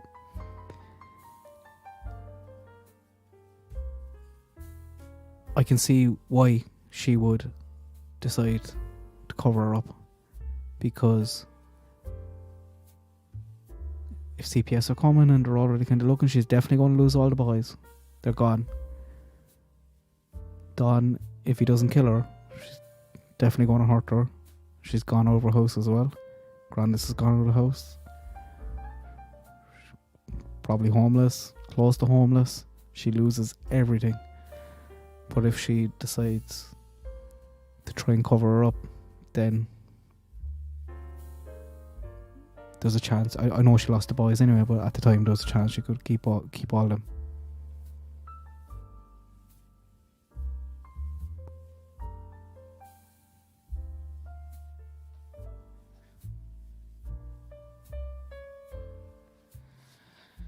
I know you're saying all they have to do for a transaction is hand her over, but how do these people meet? How does this topic get brought up?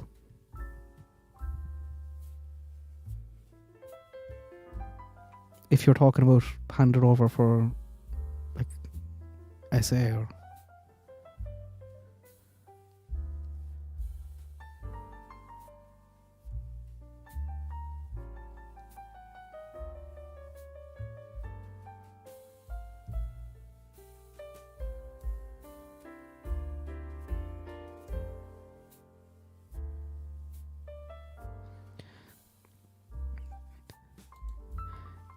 That was interesting with the West case, wasn't it?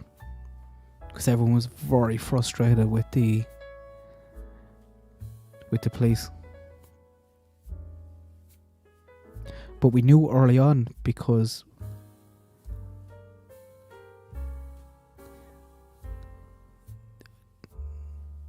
the interview that they gave. Were you all on that? I said most people were on it early. The interview that they gave totally contradicts CCTV that came out, and that's when everyone knew. You're like, what are you on about? So like they gave an interview saying that they looked everywhere, they came out, they were searching around, but then the neighbour's CCTV showed him coming out of the house. Didn't check the back, didn't look like he was looking for someone. He goes around the neighbourhood, just drives around for a bit, comes back, doesn't go back into the house, but she calls 911. So they're like, how does she know that he didn't find them? That's what everyone says straight away. You could see from the details on that. Stank. And she said in that interview as well that she came out looking, whereas on the CCTV. She doesn't come out at all.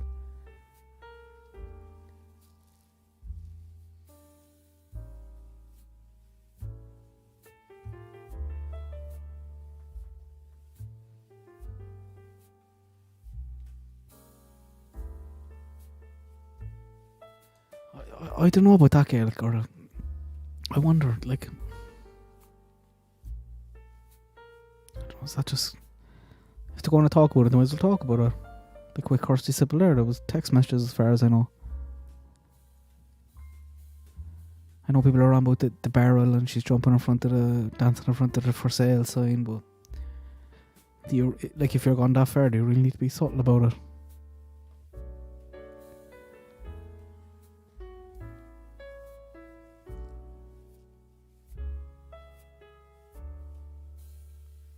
I often wonder if it was a cover-up and Candice is kind of out and about the house. Does she just stare in the area of where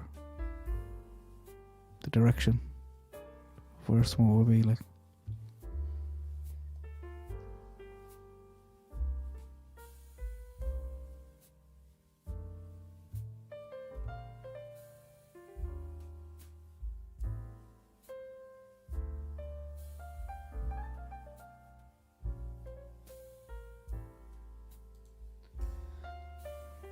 I've seen that come up a lot, Laurie. What do you mean by gone? Do you mean sold or?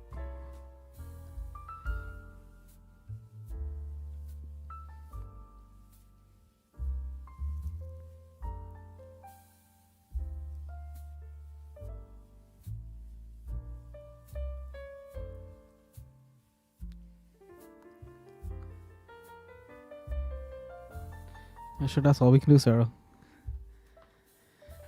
All vanished.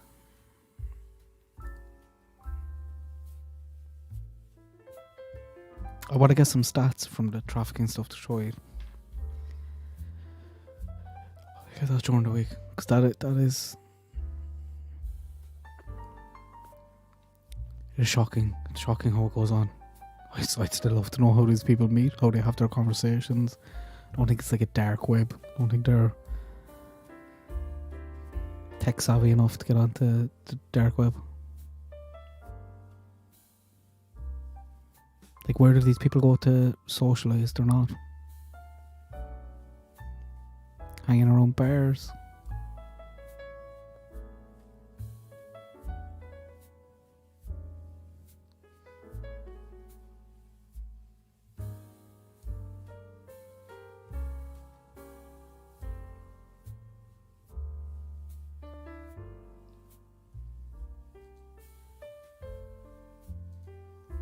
I was going to do a video, Sherry, because I found a very interesting one of the comments was on about the clothes that someone kind of put on after swimming.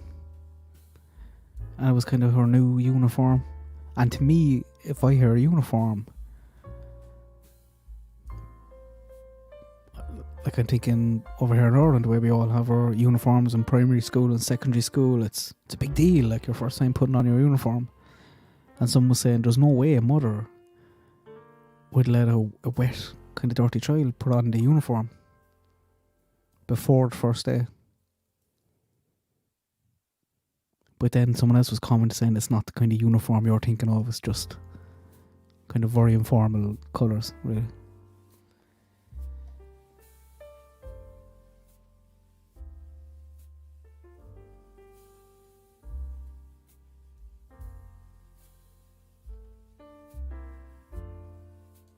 Yeah, and that's what people tell me afterwards. I think it was just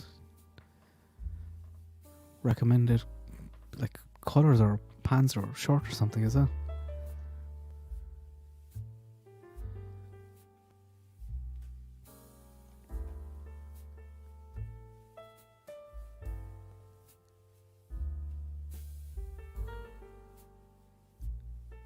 What do you mean? Like, what's the difference between a uniform and a first day of school clothes?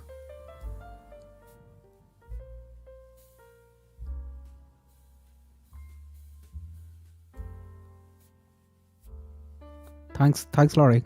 Talks.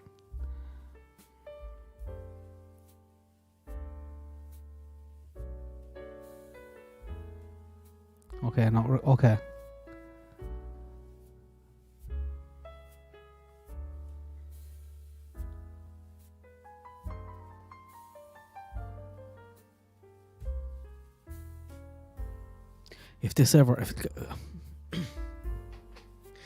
Something I mentioned in the rant video today was the fact that even with Cody, the dad was pulled in straight away and were arrested for child abuse.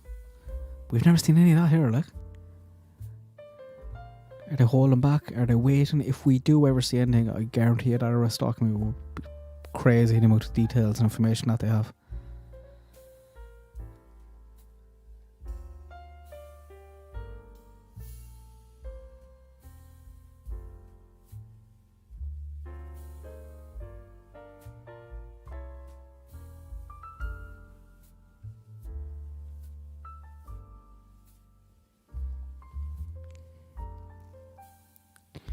Yeah, I see now. I did a video on that Dudley interview, Jackie. I'm not too sure about him at all, to be honest. There was some things that I found him interesting, incredible on, but not sure about that part.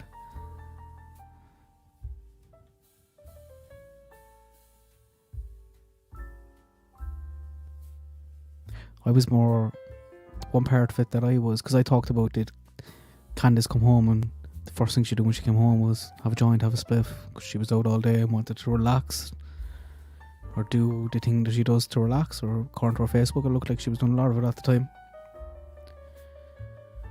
And I was like, did she have to go around the corner or hide it from the boys? But then Dudley was saying in the interview that I think the oldest young fellow was smoking a joint when they were working with Don or something. So I don't think they would exactly hide it from him too much.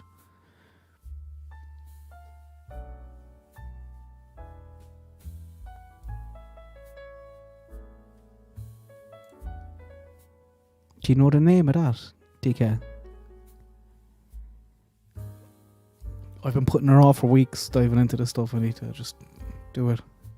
Because when I did see that, and I'll try and link that in the community tab there later on today or tomorrow, the one from Profile and Evil, they did a really good stream. There's a lot of super chats coming in that stream, but they're actually raising money for a headstone for someone to help. And this doctor was on deep in this stuff, and she was pulling stats over her head. No problem to her. And some of it was shocking. About how the percentage of the times that the mother is involved and the amount of times it happens.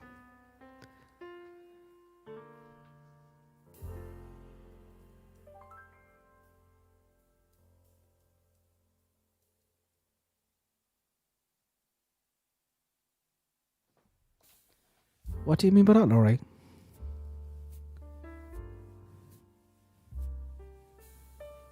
She's sticking a picture to a milk bottle or something on TikTok.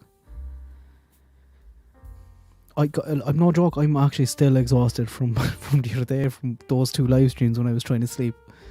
When I watched one and I had to get up and watch, or when I was just going back to sleep, she went on live. I was so cross.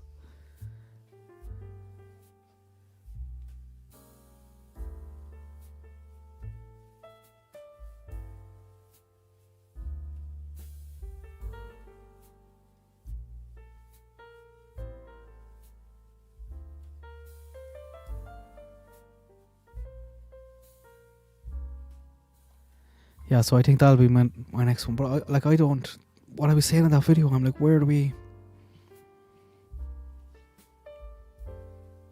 go from here if something doesn't break or someone doesn't talk or...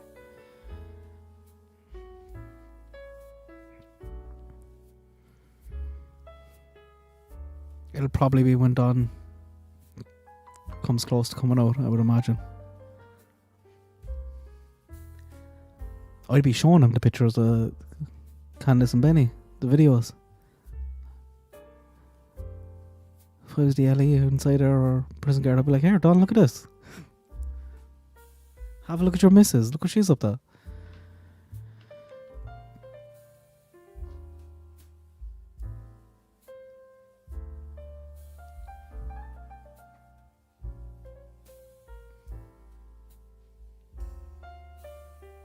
Do you think he believed her from the very, like those who think that she's involved? What's your thoughts on Don?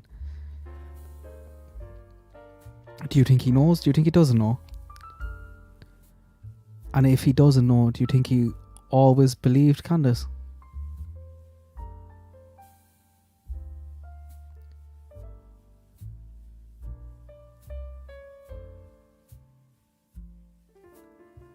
Oh, tell me who I am.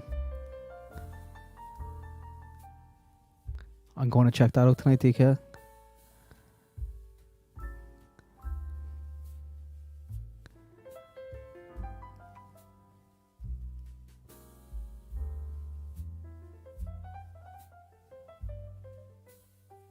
Oh, thanks, Brandy. And I think Michelle mentioned me today, so there's a few new people here. Michelle's very cross about that Michael Vaughan stuff as well.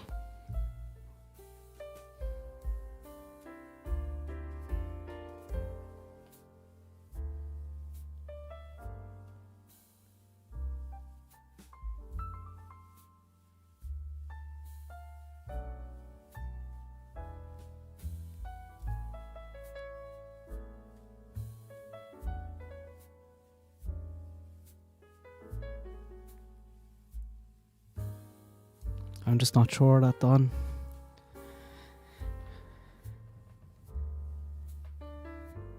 When I'm not sure isn't. He says he's 7 alibi, sure.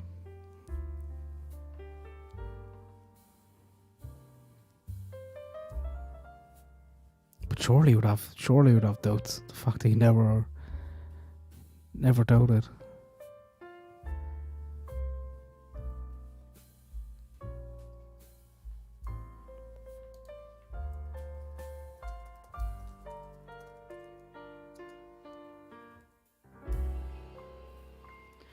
When was the... I don't know.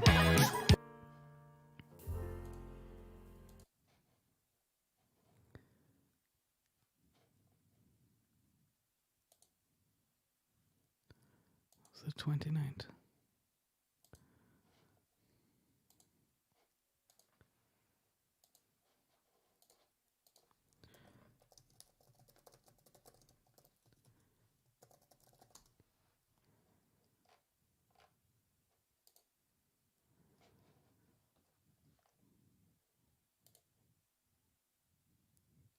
Was this interview actually 29th? I don't think it was that long after. Does anyone know there?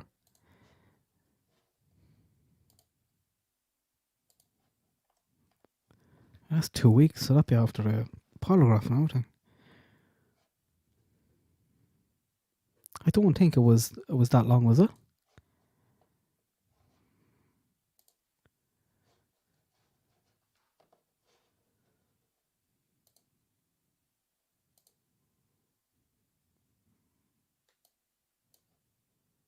I didn't watch this now since that last live stream.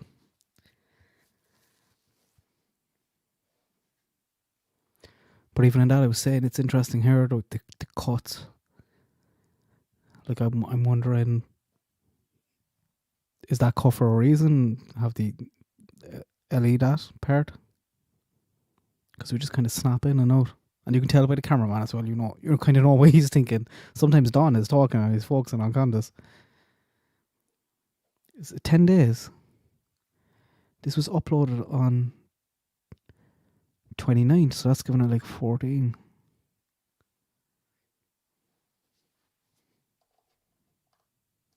And it's not saying any date down below.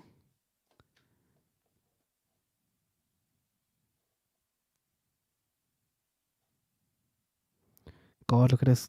Rhonda person. The first comment underneath. It's been 10.5 years since my son Adam went missing. I'm still not able to talk about anything surrounding his disappearance without crying. I realise that everyone reacts differently in situations. I'm having a difficult time understanding both parents' reactions at the moment.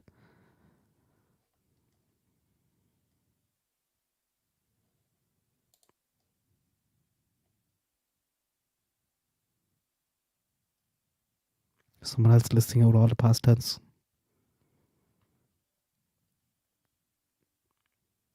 God, when you see it like that.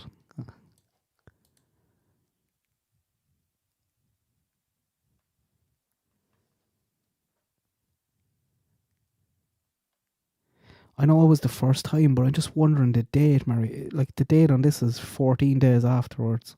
That's when it was uploaded. But was it taken a few days beforehand, or is that the actual day?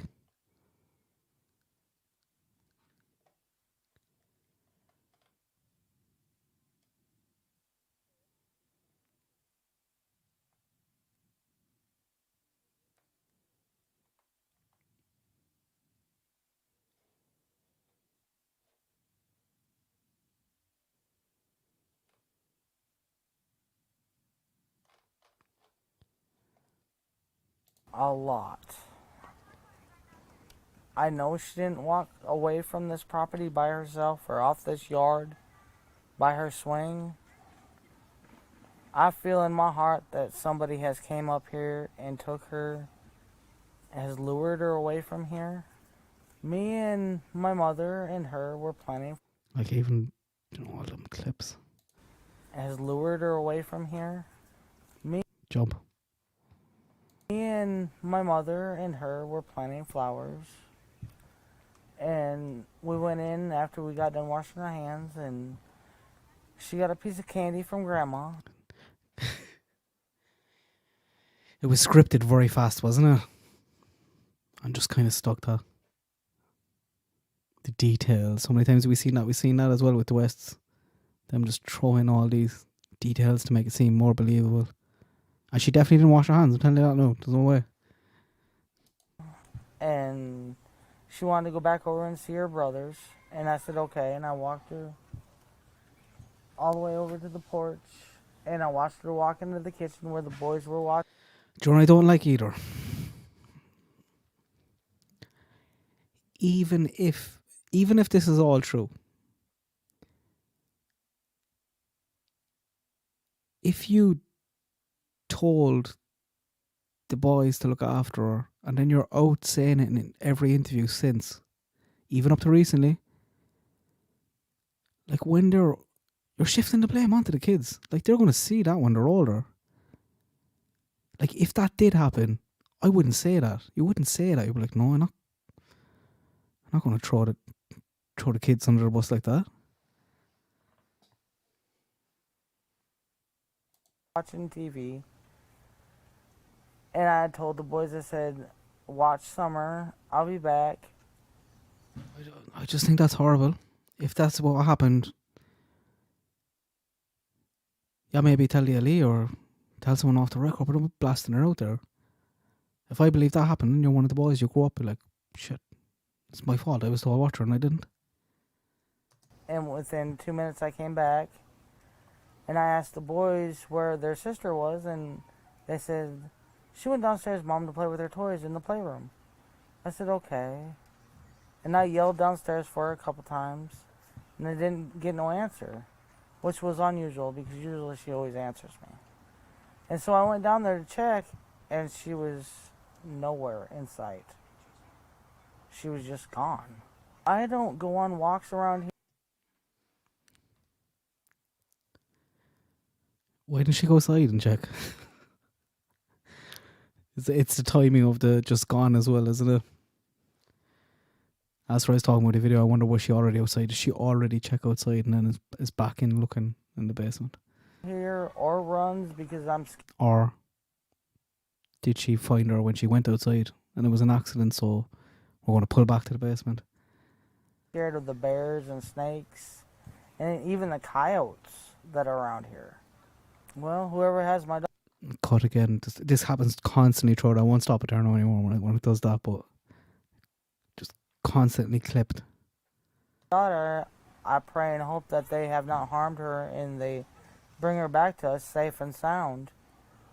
Go to the FBI, the police, and clear it up.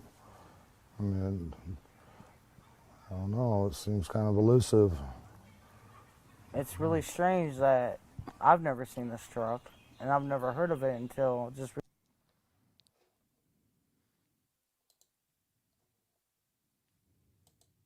just going to speed her up a bit. recently. But I wish they would come forward and explain themselves. I mean, if you're not a suspect, at least come forward and say what you've seen. She was a tomboy. I shaved my head. She wanted to have her head shaved like me and the boys did. She tried to shave her head She tried in to the shave her back head and make herself. it, I think you can see it in some of the pictures, and it was getting out of control. So we decided to shave her head off and let it grow back long, and she shaved her head so she wouldn't feel bad. That's a pretty fast contradiction, isn't it?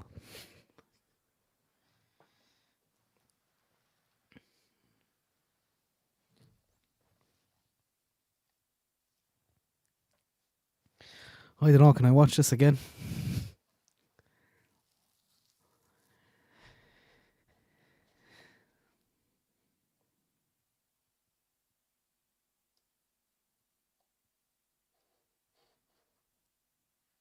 And but it didn't bother her at this point.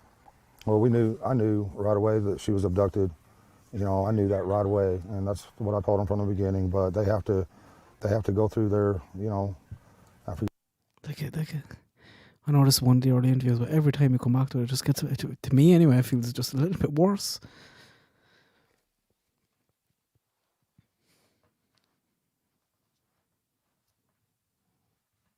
Not only does he know she's gone, he knows she's dead straight away. Get the word. Investigation. They have to do one step at a time, I guess. But I'm sorry that they had to spend so many man hours in these woods and everything. I've seen them limping and everything else, you know, and I feel for them. But I just wish there was a way that neighbors could search neighbors' houses, and then if they're not willing, you know, get a search warrant or something. But there's just no way you can search every single house, you know, in the eastern United States or whatever. But I wish there was a way. Just thankful for the person or persons that's doing that, you know, out of love, and trying to get information and trying to get her found. And we thank them from the bottom of our hearts. That means a lot. And we thank everybody who's trying so hard and praying so hard. And she's an awesome young lady, and we just want her back. But, yeah, there's always going to be haters, you know, and you know, it's always going to be that way in this world, and we just want to focus on the good friends and Christian people that are trying to help us and praying for us and praying for Summer.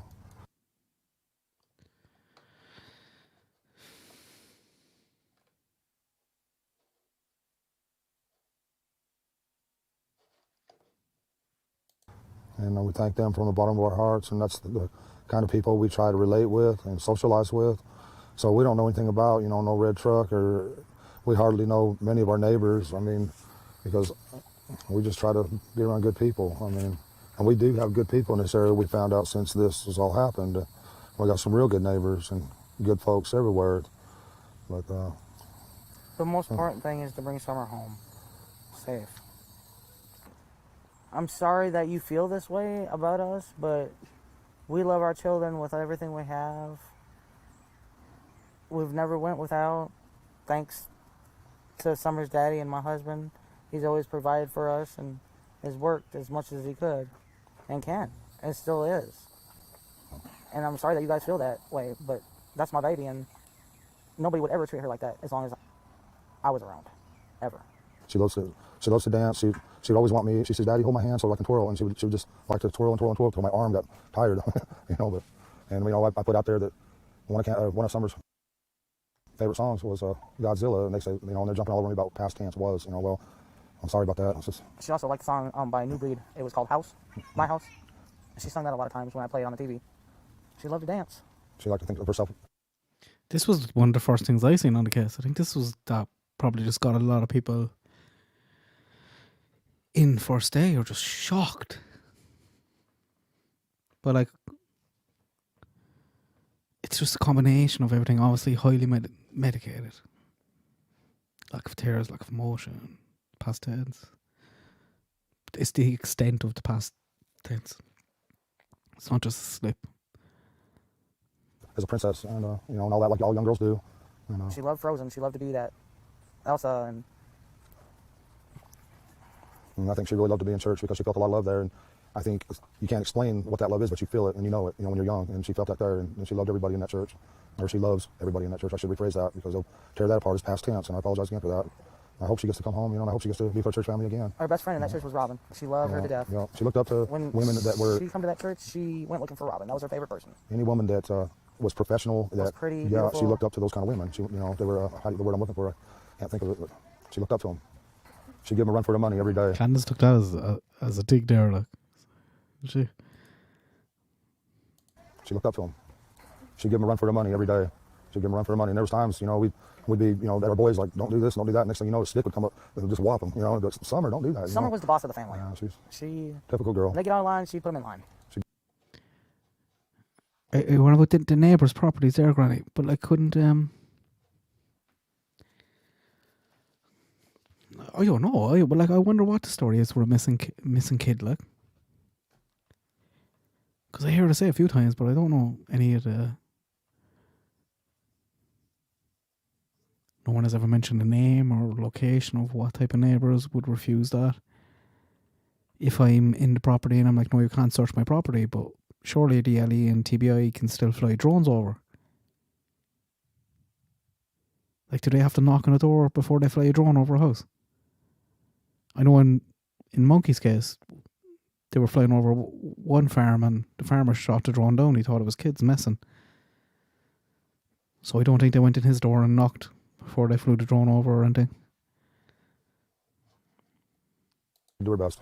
She loved to play in the mud and the water and swing on her swing and enjoy dirt. When I run the lawnmower around, she would run behind me. When the boys run their bikes around, as fast as that little bike could go, she would be behind them running and keeping up with them, no problem. She loved to run. She just loved to run. She could pull herself up on that swing, her full body weight with her two hands, and she could do that. None of the other boys could do that, but she can. Was she at school yet? No, she's going this year. This was supposed to be her first year. We did all the what? I took care of everything. Yeah. I had her already taken all of her shots and registered in the school ready for this year. Yeah. I just never expected for anyone to get a hold of my heart like she has, because I try to guard my heart as much as I can, but she holds my heart in her little hands. And I love her with all my heart. I'd do anything to have her back. If there's any way you can find it in your heart to please release her somehow. I don't know how you might do that. You're probably scared of going to prison for the rest of your life. And everything I'm else. constantly doing that in my My videos. I listen to a lot of people's videos on. I think I talk a bit fast, so I'm not sure whether people could do it on my ones. Some people slow down my videos, but there's a lot of content creators that I listen to on even +2 because they just talk so slow all the time with everything they say. And where we can get her back, and just please have mercy on her, and and us, and her brothers. But it does tell you how slow they're talking, doesn't it? Please don't hurt her. Please let her come home. But my biggest fear is, her being tormented. Like, that should be the speed that you're talking at when you're panicking and looking for your child. Not drowsing, dozed out of it. Or locked in a dungeon or basement or something, because she loved to be outside all the time. That was her, unfortunately, her downfall. Because a lot of times the boys would be inside and we'd be like, "Where's Summer? Why'd you leave her out there alone? Go get Summer now." And that's happened over and over again. And we'd come out and she would always be close by, but we was always coming. She had to be outside. She was an outdoor person. And she loved to be outside. That brings me, like, even with the fact that Candace, we think, well, you probably know, try to move the situation back to the basement. Like, why would you do that why don't you want her outside? Because that's where you want her. Like, would it not be easier for her, if she was outside, she was down at the creek? Or is it because you don't want them anywhere near potential things outside that could cause an accident? And I'm so afraid that she's locked away. She's such a loving heart and everything, and I'm afraid that she won't be able to, block away where she can't be outside or play with a puppy or anything, love nature, and that's my greatest fear, that she's not able to do any of these things anymore, or that she could possibly, I don't want to think she's dead, but it's a possibility. I don't want to address all the negativity. I just want to focus on the positive. Because that was disturbing to listen to McKenna, wasn't it? I was just like, he just threw it out there so casually that he was showering with all the kids in summer.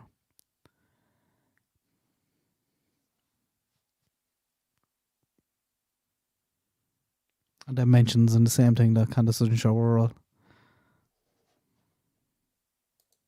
It's so easy to get lost in that negativity and stuff, and it's just not worth it. So I appreciate y'all, the good things you say, and your prayers. That's awesome. When my sister came missing, I was in between Arkansas and Tennessee. I don't know all of what happened or what did happen, but I hope that they find her too. And bring her home safely too. Well, yeah, there's nothing. I mean, she disappeared without a trace. They haven't found anything. Haven't found a body. Nothing. And you know, when you see cases like that, that's why I lose hope on Summer. You know, I want to keep hope, but sometimes I lose hope. And I think, well, maybe we won't never see her again. You know. So I start thinking in past tense. Sorry, but I'm trying to keep hope up. I'm trying to keep my prayers up and all that.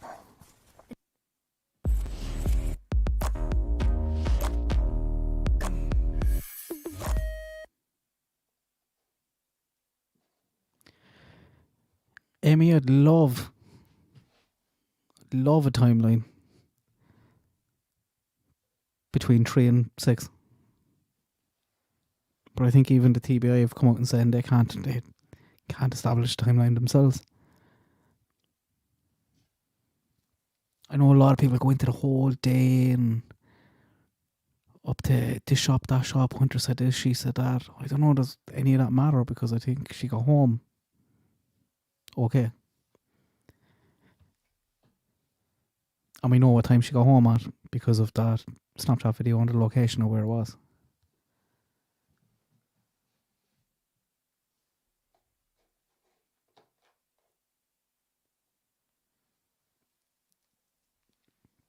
If you were to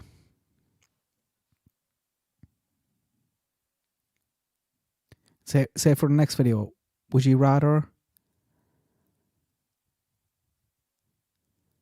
more details and try and get more information on footprints and talk about that a bit, or trafficking?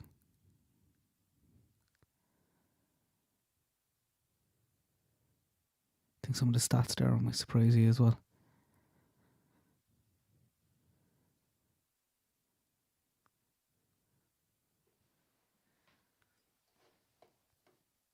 Just throw a poll in. I'll update the poll. I'll leave it at that.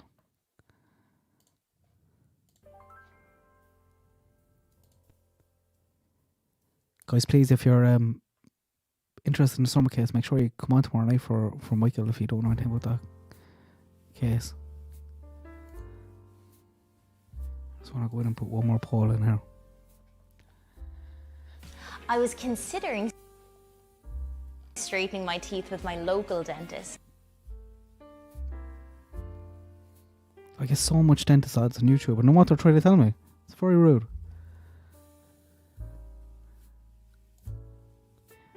Also, that poll ended with 50% accident cover-up. 31% sold as a temporary or permanent transaction. 50% accident.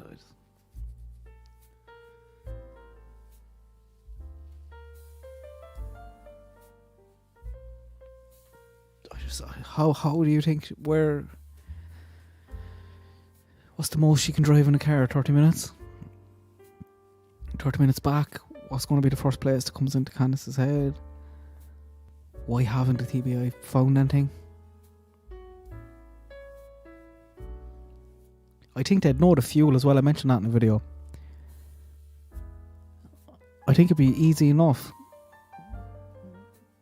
Someone goes missing, I check the car, I see the fuel that's in the car. They'll be able to go back with CCTV and see the last time the car was filled or the last time petrol was got in, and maybe make a guesstimate of was there enough fuel to go on a little short journey like that. I definitely think they'll be looking into stuff like that. If we can think of it, they're definitely thinking of it and more.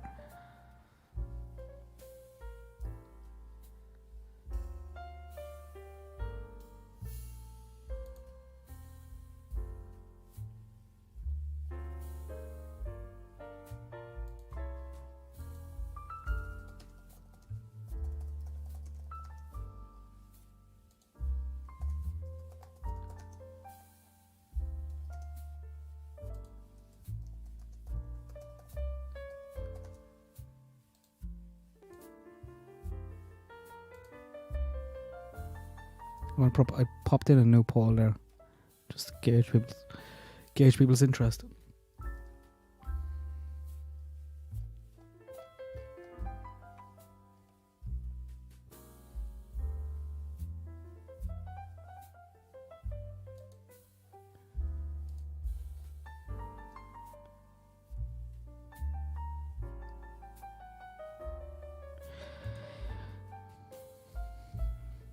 seen that, Brenda.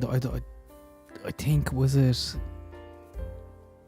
one of the, could be Ziggy the other day was talking about it on one of our live streams. I'm not sure about that person. They do have some text messages or messenger messages back and forth with grandma, but a lot of that stuff they're saying happened during a 10-minute phone call.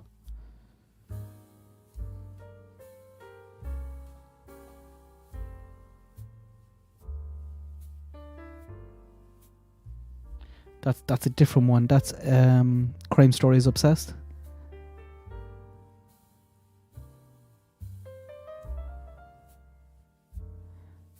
She was definitely talking to her, and Grandis was kind of throwing Don under the bus, really, saying that she thinks Don could be involved. But there are two different ones there. I know what you're talking about.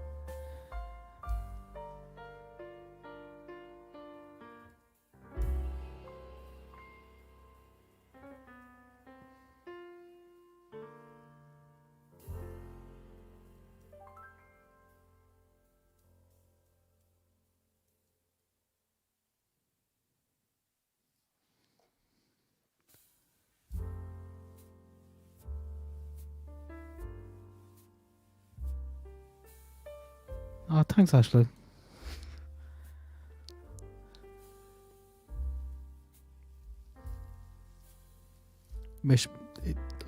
I assume you're maybe over from... I was just going to say, make sure, before you watch any Summer Wells videos, to make sure you watch a series that Michelle did on them. What'd she call it again? Truth is in the Hills, I think.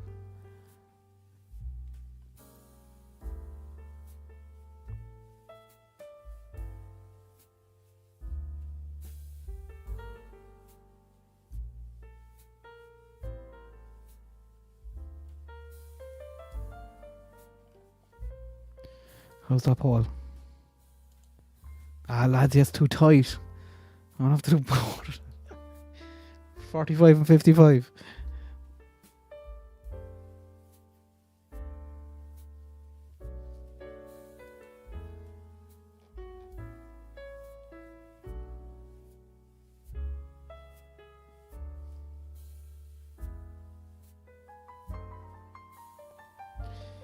It's true, Brenda, isn't it? And didn't the guy that actually found her, he tried to call her in like 2 or 3 times, and they said they came out and checked and they didn't check properly. I know. I'm always like, oh, they searched. It's the FBI, it's the TBI. They know what they're doing. And then you're looking at Brian Laundrie, and you're like, Jesus, he spent weeks looking for him, and he was around the corner from his car. I know that's different, and he was underwater, but.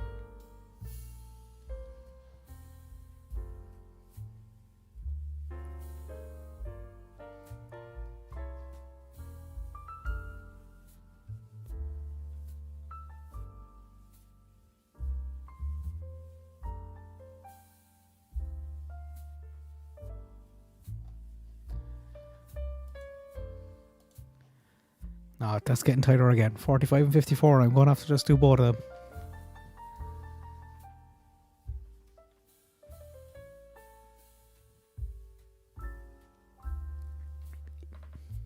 If you are interested in the footprints, though, check out that Charlie's Mutton video, or even just Google it and look at the I said Google where there, didn't I?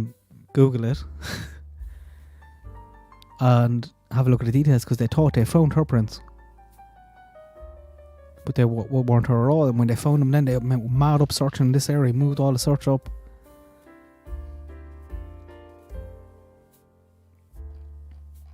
The Aussies are awesome though.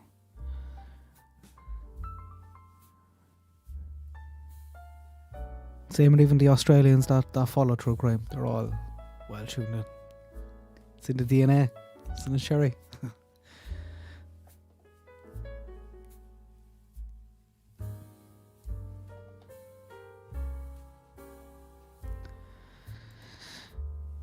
I'm gonna have to. How long am I on here? Oh Jesus, lads, 2.5 hours. But yeah, that's all I wanted to go through, was my videos, you can see, if you're going back through, it's gone, the old videos, you can see my whole thought process there about trying to give Candice the benefit of the doubt, look at all your kind of options, and the refrigerator Terry, Ronnie Lawson,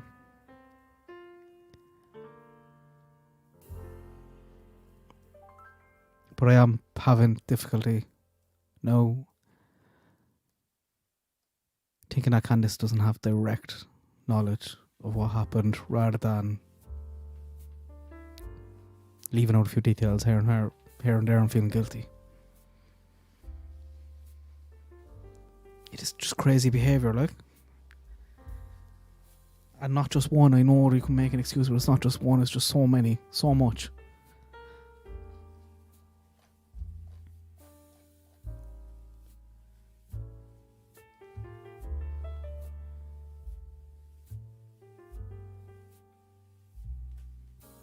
Imagine Brandy going on a live stream dancing.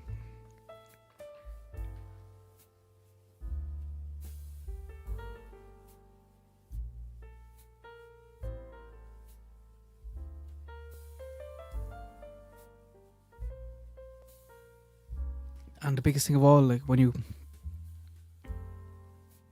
for me anyway, is just the lack of asking people to search or look or share a post or anything at all. Calling over to Hunter the next day bothers me.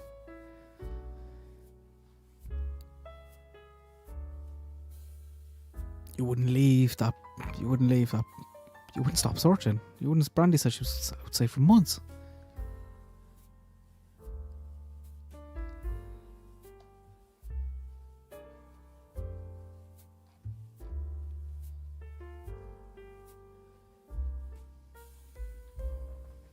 But if it's direct knowledge, it's an accident or sold as a temporary or perm. I'd like to know whether people think, for the transaction side of it, would Don be, do you think Don's involved in that as well, that he knows? Because I don't think he would if it was an accident. I don't think there's going to be a phone call to Don telling him what happened.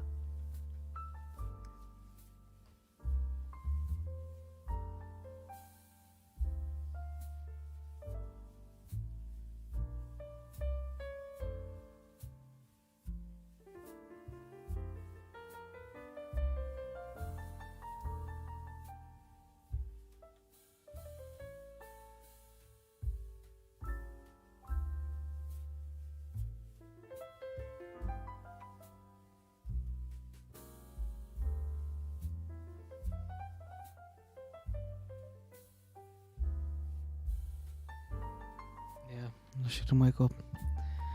I'd be just chilling out here and we might be on music reading your comments.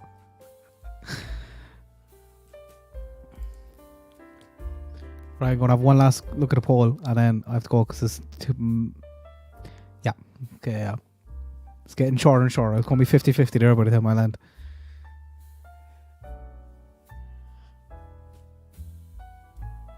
Guys, thanks very much for chilling out with me.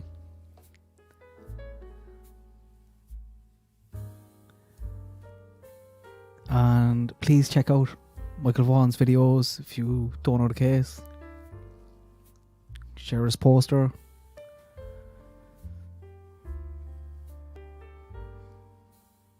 And I have a little live stream tomorrow on Michael that I'll have planned a small bit better as well because I have a bit of time for that. I did want to have some of the trafficking stats stuff ready for tonight because I scheduled this last Thursday, but there's just been so much stuff there the last 2 days on Monkey that I didn't get around to doing it.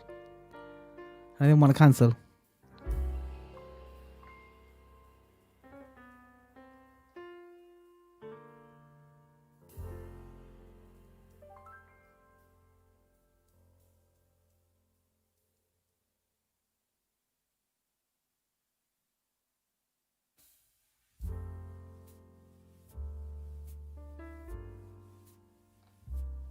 There's always good comments coming in just when I'm about to go. You've been dragging me back in. Oh, I laughed at 2.5. That'd be a nightmare if anyone's gone on a replay as well. But yeah, thanks very much for hanging out and chilling out with me. And please come back tomorrow night for Monkey Stuff, or check out his videos if you haven't. Share his post or tell a friend.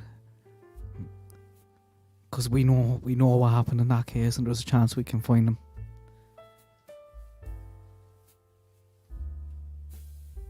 Yeah. Thanks Sarah, because